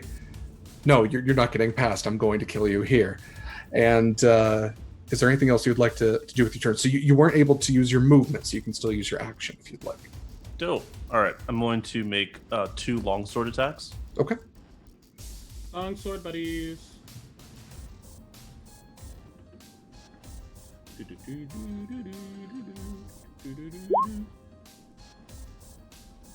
All right, so the first one does not, that was the 10. Yes, they both hit. Dope. Then I'm doing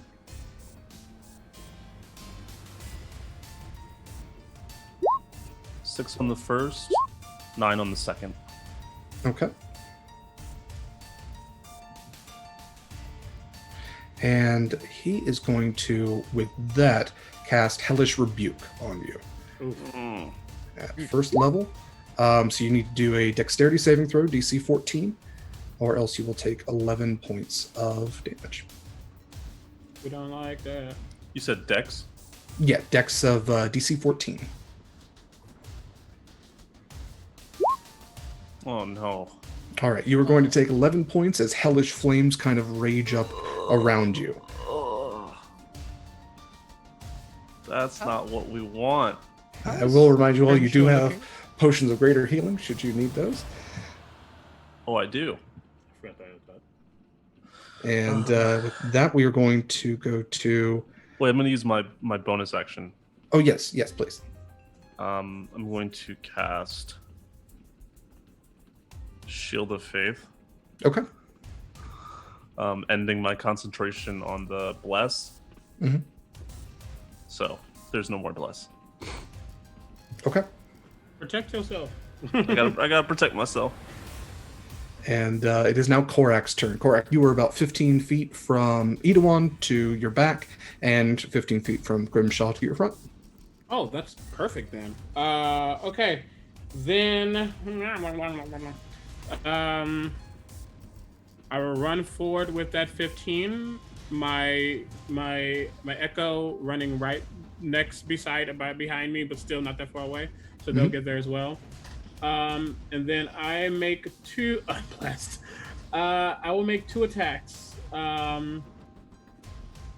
you using your 70 advantages? No. The first attack I won't. And I'll decide if I need it afterward. So first attack is a 15 to hit. Probably doesn't hit. 15 does not hit the Bone Knight.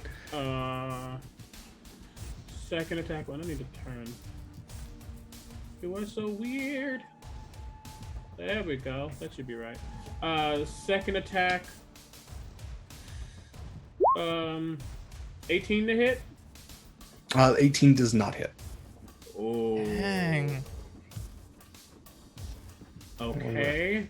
I'm going to use my Echo's ability called Unleash Incarnation to attack again from my Echo's position, which is right next to me. I can use that 2 times for a long rest currently. I'm going to make this one at advantage because you have me effed up. Where are you? Where are you? Where are you? Dang it! Ugh.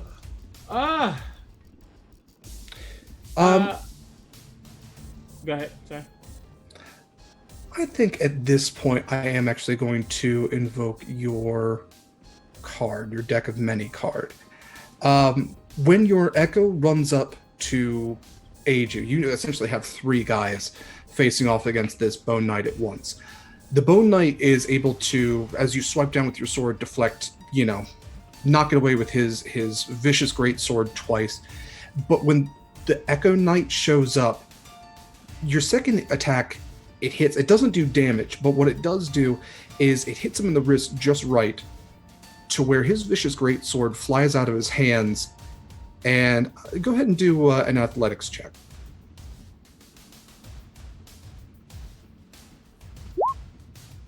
And you catch 20. it. You have caught his vicious greatsword. He is now unarmed. And you now have...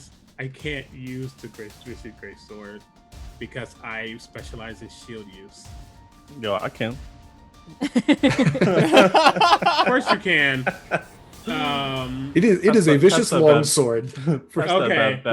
For the sake of time and everything else, it very one ring reshapes itself, and yes, you now have a vicious greatsword. So, what that means is on I believe it's a crit. Yeah, when you roll a 20, the target takes an extra 2d6 of damage. Okay. So we will call it that. So you now have you have a vicious longsword. Thanks. Yay! Great. And with that newfound energy, well, hold on, I need to check a thing real quick to make sure I'm not lying. Yes, I'm gonna first use a bonus action to shield master shove and try to shove them 5 feet into the room so we can get through. Okay. So I'm assuming that's opposed athletics checks or sure. Whatever. That was trash. Yeah, you were able to disarm this knight, but just as you do, you go to kind of tackle through him, and he's got that linebacker strength. He's got those wide shoulders. Both of you are just trying to push through. He's not letting an inch go on this door. I get very mad. I action surge. Okay. That's what I'm going to do. So I'm going to essentially do 3 more attacks. Because I can do 2 plus the 1 from Unleash Incarnation. And how many of these things do I have? I'm gonna use 3 advantages because I'm over it.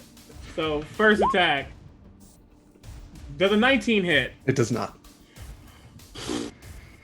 Second attack. That 20 hits. Yay! 11 points of slashing.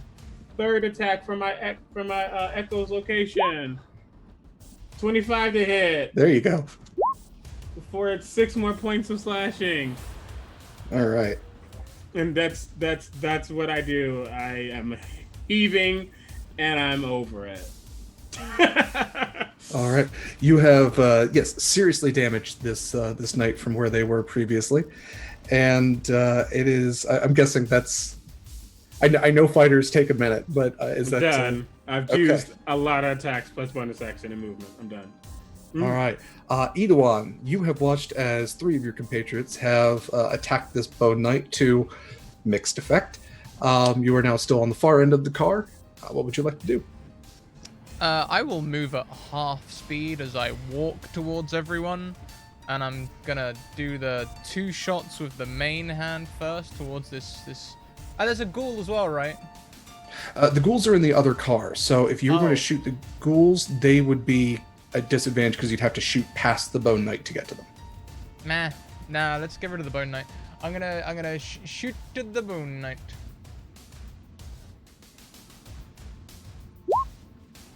Yeah. All right. As this one hits, I would like to invoke one of my arcane shots. I have 2 per long rest. And in this case, I would like to use the shadow arrow. So as it hits, I want the plain face of Idawan to like have almost a ghostly, evil-looking face. You know, like browny, big, like a pumpkin face appear on Idawan's face for a second. As I inflict an extra 2d6 psychic damage on the bone knight. Wisdom save DC 10. Doesn't Take make an it. extra 5 points of psychic damage. They're Then looking really rough at this point. good. Extra attack. 10's not going to do it. Then I'm going to spin on my heel, bringing up my offhand for my bonus action crossbow expert attack. Boom! Hit. All right. Sorry. And I am going to say that, he is going to definitely Hellish Rebuke that one. Once again, first level Hellish Rebuke towards Idawan. So Wait. they make a dexterity saving throw. He Has it can't. been his turn? He can't. He's already used his reaction. You're absolutely right. You're absolutely right. One reaction. That's right. Okay. I mean, if we like, So- we can make the flames appear just for dramatics, but I ain't I will say that correct when you did get the sword out of his hand, you did notice that I'm going to simultaneously invoke the card that I drew, and that you get the idea. You kind of almost see this shade around him that maybe this guy pissed off a demon recently that doesn't really want him doing what he wants to do. Since my flames has a demon wants to hunt and kill me and delights in my suffering, I would say being disarmed is pretty sufferable. All right, and yeah, Holly, if you want, you have a wish that can come true at some point. And Jordan, I haven't figured yours out yet, so we'll get there. All right. Be kind, please. Yeah, as kind as I can be. And with that, we are back to top of the order with the ghoul, singular. And they're going to take one more bite attack. Nope. All right. That's all they got. Ghouls aren't very complicated. And it's now the Bone Knight's turn. And Bone Knight, unarmed, is... If I can pull up a sheet. There we go. But the Bone Knight is going to cast a spell.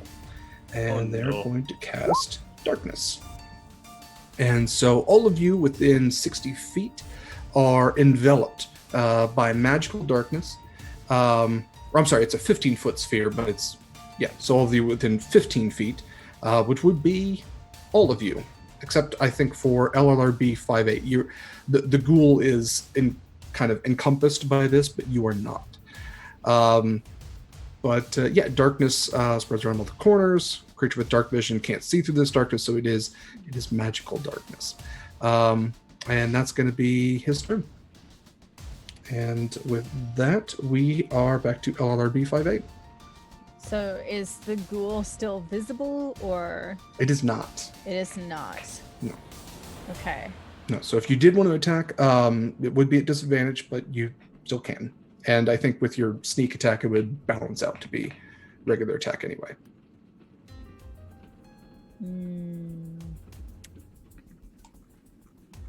Gosh, yeah. I'll go ahead. I'll go ahead and do that. I'll go ahead and try to hit it. Yeah, you definitely hit it. Cool. Okay, and then gonna sneak attack it. Dang. For another 7, so it's gonna be 17. Yeah, you absolutely slay this ghoul. You kind of just go cutting into the darkness, and you feel it connect with something. And as you pull your rapier back out, it's just slathered in black ghoul blood, and you hear just a thump. And just like out of this sphere of darkness, you just see a hand and like the tongue just loll out. And yeah, you've made a bit of a mess, but I'm sure it's forgivable.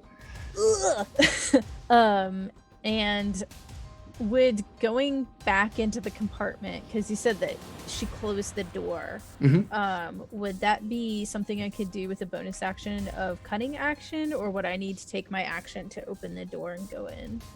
I would say opening a door is, I mean, it is locked, so I would say you could use your free action to knock and see if she would open it for you. Yeah. LRR B58 will. I have slain the ghouls. There is still danger in the hallway, but are you good inside? And you hear Jillian's voice on his side. Yeah, I'm fine. I closed the window, and I'm just keep them out there, please. Would you prefer it if I go in there? It is quite dark out here, and I could be surprise attacked. I sure, if you want to come in, yeah, if you want to hide in here, that's what I would recommend. I'm surprised you're still out there. I don't deal with that sort of thing with dead folks and whatnot. And you hear the door click, and you can, easily get inside the room. Your turn. Does she seem fine? Rattled, but physically fine. Yeah. I'll like scrooch to a wall that I can see the door and the window from, and kind of have her like behind me, ready. Okay. All right, and with that, the ghouls are dead. The knight's gonna do something, but none of y'all can see it. And oh no, I'm sorry. I'm just looking at the wrong. It is Grimshaw. I'm sorry. It's your turn. I was like, shit. What happened? I skipped over all of you. No, I went from. I was looking at the E because I was like, oh, Warforged just went. That must have been E to one. Nope, not that one. Drinking my potion. Is that an action? Yes. Yeah, I'm gonna do that. Okay. 4d4 plus 4? I think that's it. Yeah. Oh, jeez. All right. 12 is not. It's not bad. I typically add Constitution to that as well. So if you want to add your Constitution modifier to it, and it's not a ton, but it's something. I'll take it. And that's gonna be my turn. Okay. Then we are to Korak. So Korak, you are in magical darkness right now. So I can't see, so all of my attacks will be at disadvantage. Yes. Still have 2 disadvantages left. 2 advantages left though. Mm-hmm.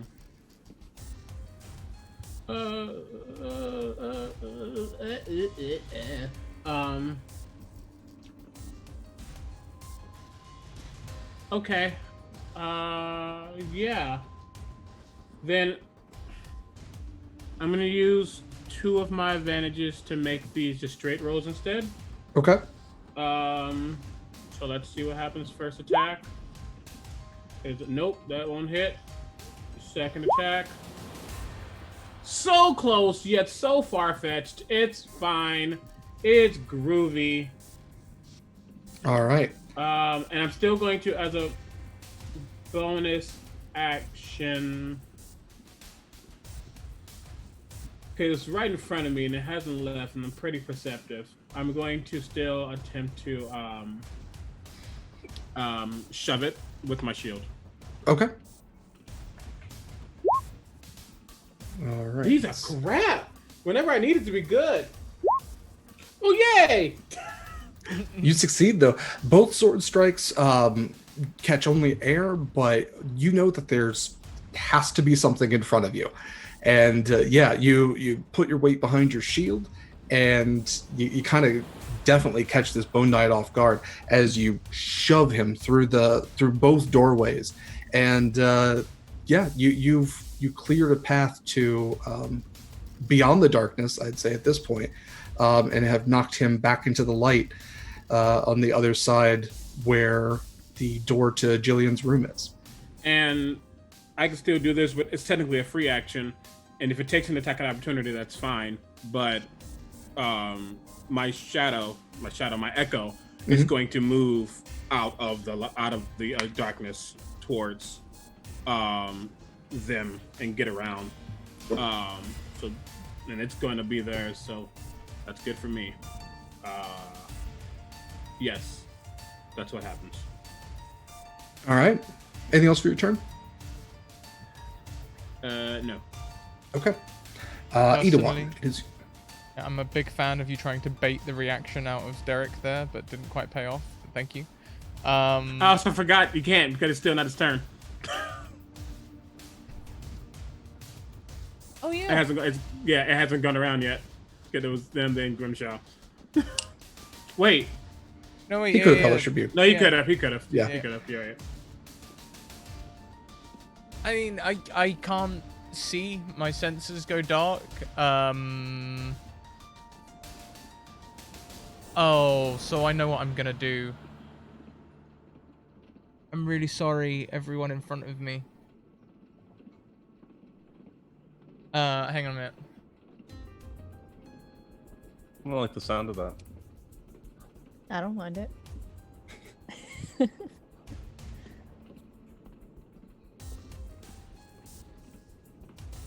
I like Edo is like sort of like the sensors are whirring, like they're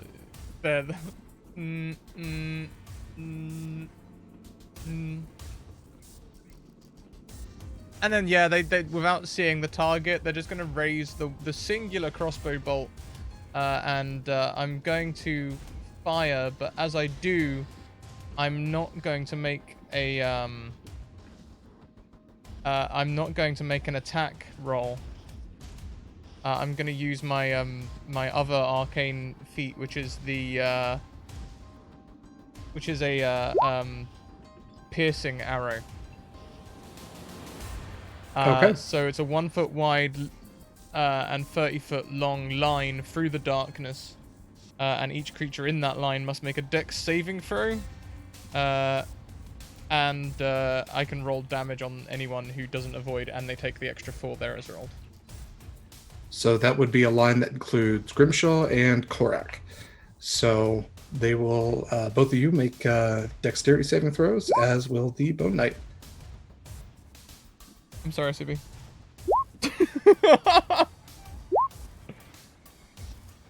All right. This piercing arrow goes flying into the darkness. And Idawon, you hear... Can I give CB my advantage? Can I do that? Yeah. It's fine. Keep your advantage. Sure. You're going to be the only person I shoot. This is the repercussions of your actions. I guess that's true. Okay, I guess that's true. You hear it connect through something. It definitely hits, something with armor, and you hear an ah! And to eat one. You're like, yeah, got it. That was a good one. And Korak, you take 4 12. piercing damage. Do I need to 12. do? I rolled the rest in D&D Beyond. Oh, Okay. great. Okay. Sorry. Does my Echo need to do the same? Can your Echo take damage? I've never played can with an take Echo damage. Knight before. Okay, It can take damage. have your Echo make a Dexterity saving throw as well. Your Echo's Okay, just that's fine. great because they have 1 hit point. Yeah, your Echo's been like surprisingly good through all this. They didn't fall when the train lurched. Oh yeah, I didn't Even- realize. That's actually correct. I'm the struggle bus over here. That's it. All right, back to top of the order with the knight. So the knight has been knocked into the light, and with that, they're going to use, since they're unarmed, another spell, and they're going to command at Korak. So this is a level 1 command. So Korak, I will have you make a Wisdom saving throw. Okay, life hasn't liked me, so Oh my goodness. Okay. Korak also gets a +3 doubt it Okay. does anything. to my aura of protection. Gotcha. Still fails, unfortunately. And the Bone Knight is going to. Wait, I get a +3 from oral protection. Then I meet it. So I beat your save for the piercing arrow. I would have got a 10 instead of a 7. Yes. So I will take that 12 damage back. Okay. In here, continue. Sorry. Yeah. So you he speaks one word at you, and he kind of just points towards the door with Jillian, and says, "Open." And so you have been commanded to open the door by any means necessary. So that's going to be your next turn. And that is his turn. I'm pretty sure it's a full action. Yeah. And that is now LRR B58. It is your turn. So you are behind the locked door. Not exactly sure what's happening on the other side, but it isn't good. Can I see anything going on out the window? Or does it seem like it's fine out there? There's nothing happening outside the window. Nobody has necessarily addressed the claws on the roof, but that's in the next car. But yeah, it's not like there's anybody coming crashing through the window or anything. You are traveling at an accelerated speed. LLRB 58 would know that you were traveling at almost double the speed that you normally would, which probably isn't that safe. And was it like, I know we stuttered, and then did we immediately start off at the 70 miles an hour, or was it, okay, so it hasn't been like ramping up. Yeah, if this train could go faster, you think it probably would. It's going at probably its maximum speed right now. Okay.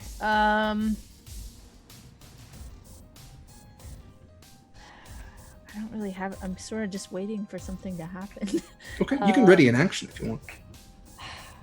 I will brace the door because I would have been able to see the darkness and all that nonsense going on. So I'm gonna brace the door and just keep my weapon out with my eyes to the rest of the room and instruct Jillian to hide if she has like a big suitcase or like closet that she can go into. She's like, I'm gonna go hide in the bathroom. It's not like super big, but I'm also not, so it works. Please stay where I can see where you are in case something decides to sneak in and take you. I mean, there's not like windows in the bathroom. I'm gonna go to the bathroom. If I went in the closet, you couldn't see me in the closet. That's all I'm saying. Very well. If something breaks through the door or the wall, please be safe. Yeah, you too. And she slides the door to the bathroom, and you hear a lock click again. And you would know, especially working these trains, these locks are not made to hold up to the kicking down from knights or whatever else. So yes, but you definitely you brace this door, which I would say should someone attack this door, you would roll net strength, and we would add that to the AC of the door. Good. My strength is garbage, but I'm ready. All right. And with that, it is Grimshaw's turn. So Grimshaw, you've healed up a little bit. You're still in the darkness. You missed an arrow. Not that you would know, but you did. Can I kind of hear in the direction that the Bone Knight is? Make a perception check. We're not going to count this as an action, but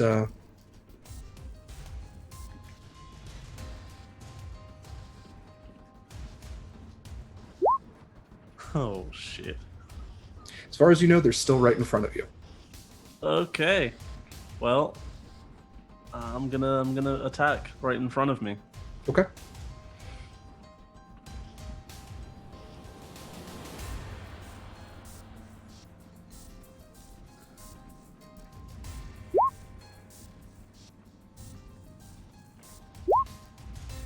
Oh! Nice. You hit a whole bunch of air, but you hit it really well. The AC of that air, totally, yeah, you got it.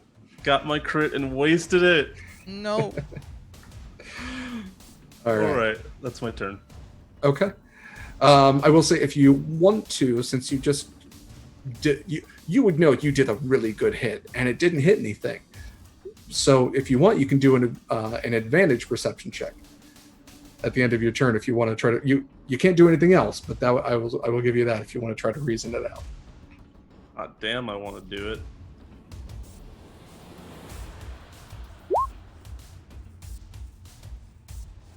You said with advantage? Yeah, we'll see just in case. All right. 17. Yeah. You were able to reason that, hey, maybe the Bone Knight isn't there anymore, and you seem to remember that as you were drinking your potion, you felt this like whoosh of air that may have been Korak, but yeah, there's definitely not something in front of you anymore. Got it. And with that, it is Korak. It is your turn. You have been commanded to open the door. I mean, so the first thing he would do is walk over and attempt to open it. Like, Sure. Because that would be the thing. He does not like being charmed, so this is going to have a negative effect somewhere in life. But yeah, he's going to try to open it. And if it's locked, then he would like big boot that thing, just doom. For his action. Okay. Go Go ahead. Attack, but yeah, it's definitely an attempt to knock it down, not like kick it open. Yeah, it's an unarmed attack. So we'll call it that. If you want to roll a d20 plus your strength modifier, and since that's happening, LRR will have you roll a strength saving throw. We'll add that to the AC and see what we come up with. So because I technically make 2 attacks, should I do this twice? In an action? Sure. So Can I the use my 15 advantage on this? You can. So the 15 for the first one, I'll wait. Great. Okay. And because I like my players and I'm a kind benevolent DM, I will use one of my disadvantages and impose it on CB for your first one there. So that is that's a 15. It's a 15, yeah. Okay. I don't have advantage. It was just on it twice for ease. The second one Oh, that's is right. a natural 1. Okay. When Roads winning is a good thing for folks. All right. So the AC of the door was 18. So neither of those are able to batter the door down. But LRR, you do feel the reverberations. I mean, this door is nearly broken off its hinges the first time. The second time, he probably stubbed his toe on the first one, and definitely doesn't put the weight into the second one. But the door holds. And yeah, go ahead. It says turn, not action, so I have to use my full turn to try to do this. I'm sorry. Wow. I picked the wrong thing for this. I shield master shove it. as my bonus action with my shield. Okay. Using athletics. Is that gonna need a new strength save out of me? It's all the same turn, so Okay. we'll keep it where it is. Am I gonna have to make a save to not fall over?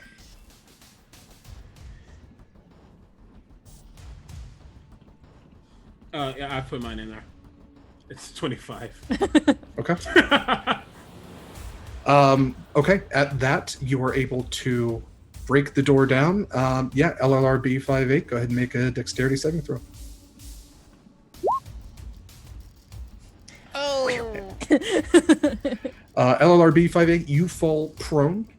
You do not take any damage from it. But on the upside, Korak, you have completed the command. You are no longer under the control of this spell. So you come back to your full consciousness just as the door kind of lands on top of LLRB 58, and you kind of come to terms in microseconds of what you've just done. My apologies, sir. I did not realize you needed access to this compartment. I did not try to get access to this compartment. I'd love to watch a conversation between these two. And he turns around and he is furious. He doesn't like magic. And I'll just use my movement to just get back over to him. All right, yeah. Face to face with this guy again? Yeah, I'm pissed. All right. Edawan, it is your turn. Is the Bone Knight still enshrouded in darkness?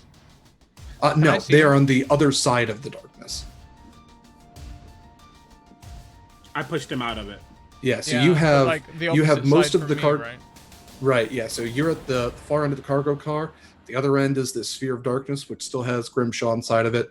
The other side of that has the suite, as well as the Bone Knight and Korak. I guess, Edawan's gonna... Does anyone have eyes on the target? You just hear a low growl come from Korak. Nope. Yes. Can I see it? And can I hear Edawan from where I am? Yeah, sure. He's yelling loud enough, so sure. Yeah, you're able to hear that. You are pressed under a door, but yeah, I'm not sure you would have eyes, but you can hear. But I can't. I'm looking dead at him. Yeah. Yeah. Korak, please stand directly behind the target and then growl again.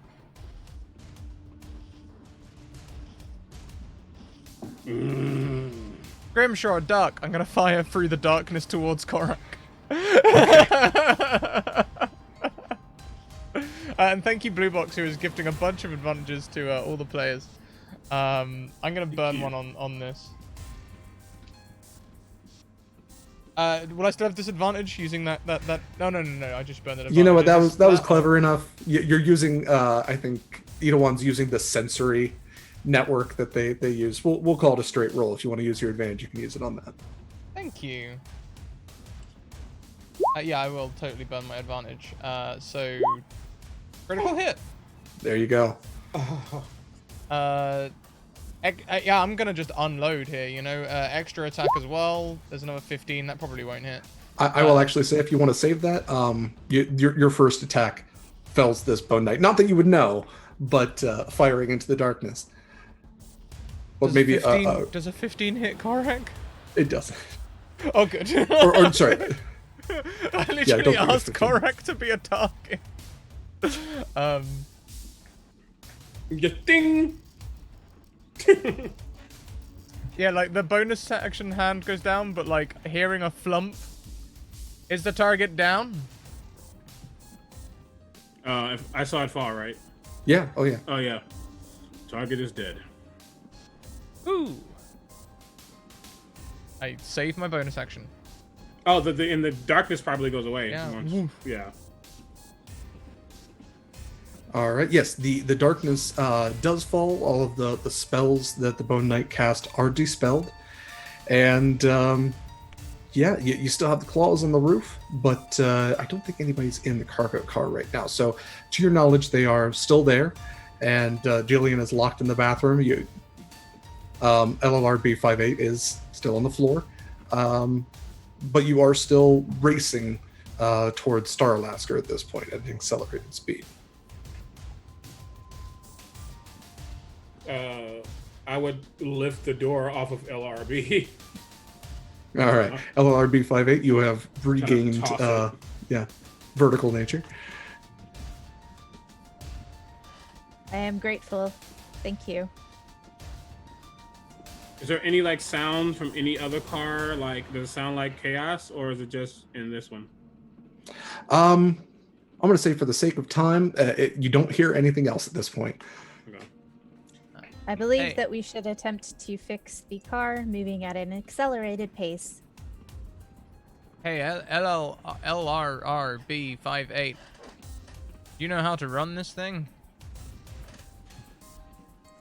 I can attempt to pilot the vehicle. However, if there is damage, it is unlikely that I will be able to figure out a way to slow it down adequately before destruction. Yeah, LLR, go ahead and make an intelligence check. I have proficiency in land vehicles, so I actually probably can drive this thing. Oh, that'd be great. Do you want me to add anything to it, or just straight intelligence? It could be Arcana or History if you have either of those. And actually, I'll say with its advantage, you okay, a 13. LLR, you would have a very hard time piloting this. You would know that Korak might have a slightly better time, but once again, lightning rails are operated by bound elementals, and control over them, if you don't have a dragon mark, is, to my players, a DC 20 intimidation or persuasion check. Otherwise, you have a released elemental that doesn't like being kept in a very tiny space and might come and attack everybody. So having a dragon mark person is better. Having the perfect dragon mark person, a House Orion dragon mark person, is best. I believe we would have the most success were we to find a dragon marked person and glances around of the correct mark. However, Korak, you may be a suitable replacement to wrangle elementals. Where is the one who's been rambling? Because they are the Orion, right? They are, yeah. He's in the next car to you. It's been a little quiet, but you also remember seeing the niece had a dragon mark on her face as well. Yes, cool. Then I will find either of them. Either finding him by force or her by hi, can you help us? It depends on who I see first, honestly. Yeah, you knock on the door and she answers it. He's just kind of like grumbling about how there's too much noise outside. And she goes, "Yes, can I help you? Is something on out? We need to you stop okay?" the train or get it back on its right course now. Yes, anywhere but here. Okay, great. And she decides to go with you. Yeah, then we're gonna go towards, I guess, wherever the front is where it would be. Yeah. Or, yeah. Yeah, you travel up through the cargo car, covered in bone knight blood and ghoul guts, and you travel up through the helm, which once again the door to the helm was locked. So go ahead, and whoever wants to make a strength check, you can take that down. Strength or athletic? Just strength? You can do athletics. Yeah. I mean, it's fine. I just wanted to... Korak has practice at it now. Okay, probably not. Yeah. Oh, 24. Yeah, you kick that door down, and you see sitting in the pilot's chair is another one of the very clear imposters. He's dressed in similar armor to the Bone Knight, not as fancy, but yes, he is piloting the train right now, and kind of turns to look at all of you as you walk in, but isn't able to give up the controls. What do you mean? Would you like to die today? Wow. I mean, You are currently in violation of all of our codes of the Lightning Rail Company. Kindly move, or we shall dispatch of you and your body and soul. yeah, okay. And yeah, I'm gonna do that. And you kind of feel the train as it gradually comes to a stop, and he just kind of gets up and holds his hands, goes, and you look at this point and you see that he has a House Orion dragon mark that has been almost necromantically fused to his forearm. It almost has like these black veins extending from it, and he goes, I was just following orders. I'm just here to do a job. And I'm here to do a job as well. I'm going to attempt to decapitate him. Okay.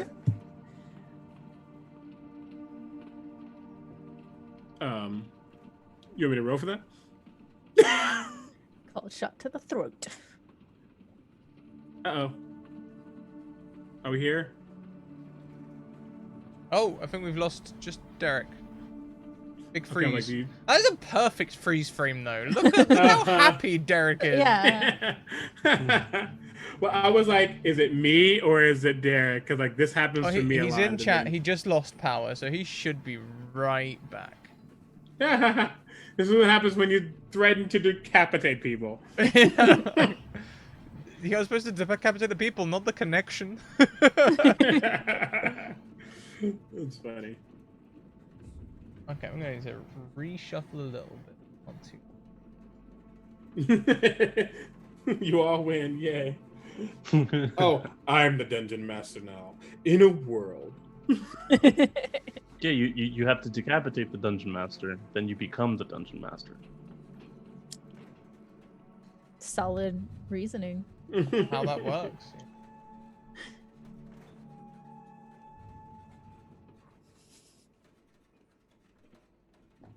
Yeah, nobody Yeah. better toe the line of the lightning rail because 58 will come for you. 58. Where's 57 and 59? We don't talk They about them. they toe the line. They told the line. Inferior I told the line. malfunctioning. Dang. What the heck did I do with my phone? There it is.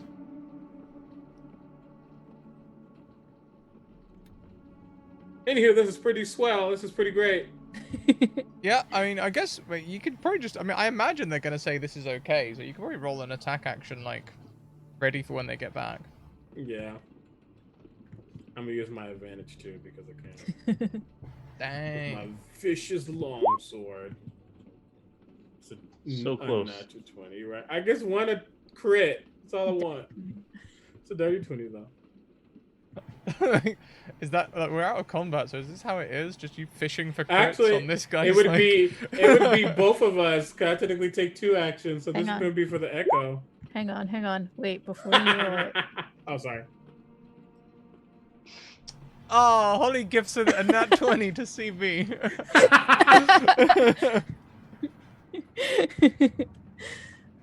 I just nat 20 this. Oh, Lord. There they are. Welcome back. Can you hear us? Hello? I can hear you now. Hi, my power went out for like half a second, but that's enough. I'm Yep. back, everybody. Welcome back. So CB was trying to decapitate the person. Did you hear that? Yes, I put it in chat. CB, you decapitate that person. You all win. You did D&D so good. I have no leg to stand on here. Yes. I love doing D&D good. Yes, you decapitate this person. Their head falls to the floor, which I'm sure is once again very depressing to LLRB 58. It's another mess. But Lucina Orion takes the controls and kind of looks to you all and goes, I got this from here. And you have all successfully dealt with the threat to this train. You make it to Star Alaska without any issues and continue on towards Korenberg, which you arrive at successfully. Jillian is able to get to the Korenberg Chronicle, deliver her story, which just so happened to be about the Emerald Claw, a terrorist organization of necromancers who are deeply connected within the several structures of power all throughout Corvair, and also every now and then attack lightning rails. But you all complete your job. You've got your goals. Good job. You did D&D. LRRB58 would like to use their wish to revitalize the wrecked train that we passed along the way. For as you know, the lightning rail does not have critical incidents. And LLRB 58 is promoted. They are taught how to use the lightning rail and control elementals, and LRB 58 becomes the most successful pilot of lightning rails in House Orion history. Grimshaw returns to the Silver Flame, a successful hero who didn't get hit by arcane arrows a couple of times. Korak returns to House Deneath, where his mercenarial guild allows him to rise in the ranks and become even more prominent figure. He's actually even approached by the very secretive order of ring-wearing kind of overlords to potentially become a head of House Deneath. And Edamon the Free just roams them plains, dual-wielding them hand crossbows, looking for another adventure, another town to save. So thank you everyone for joining us for our off the rails Eberron one-shot adventure. I personally want to thank everyone who joined us today. I know these times are weird, and I hope that this brought you a little bit of joy for today. Definitely stick around if you enjoy this, because there are some amazing DMs coming up on this show. And if you happen to have two screens, you can also watch my Eberron adventure as I continue and actually finalize probably today our 12-week campaign over on the Stalwart Initiative. So if you have two phones, pull them up at the same time. I'm sure it won't give you a headache. And with that, I will go ahead and do my plugs, and then we'll go around. So, hi everybody, I am Derek Sword. I am dsword16 on Twitter, Twitch, and Discord. I also have an Instagram called Sword_Dogs, which is all about my dogs and the travels that we did. If you want to see cute puppy photos, you can find me typically on the Stalwart Initiative, where every Saturday at 5:30 p.m. I have been running an Eberron campaign. In the upcoming weeks, I'm going to be running a 12-week Dark Matter campaign from Mage Hand Press. So definitely check that out. It's an amazing book. It's an amazing setting. Every other Tuesday, I am on Uncanny Adventures for a Call of Cthulhu Shadows Over Stillwater game, and I am also the co-host of the wonderful podcast Monster Crush, which I do with the amazing Heavenly and Ellie, where we talk about different monsters we want to smooch and whether Bigfoot would be good on a date. And with that, I will turn it over to Scrat. Thank you very much. Been wonderful. What a great game. Thank you, Derek. Let's go around and talk to all our players. We'll go the opposite way around and start with Holly. Oh, hi. I'm Holly. You can find me at Sagephilia on Twitter. Don't really have a lot of projects in the works that are super solidified, but sometimes I stream here, sometimes I go on my own stream. I'm going to go ahead and do a favorite part of the session today. I absolutely loved when Edwin was firing blind into the darkness and just hoping not to kill somebody, and it worked out pretty okay, I think. I just imagine them being like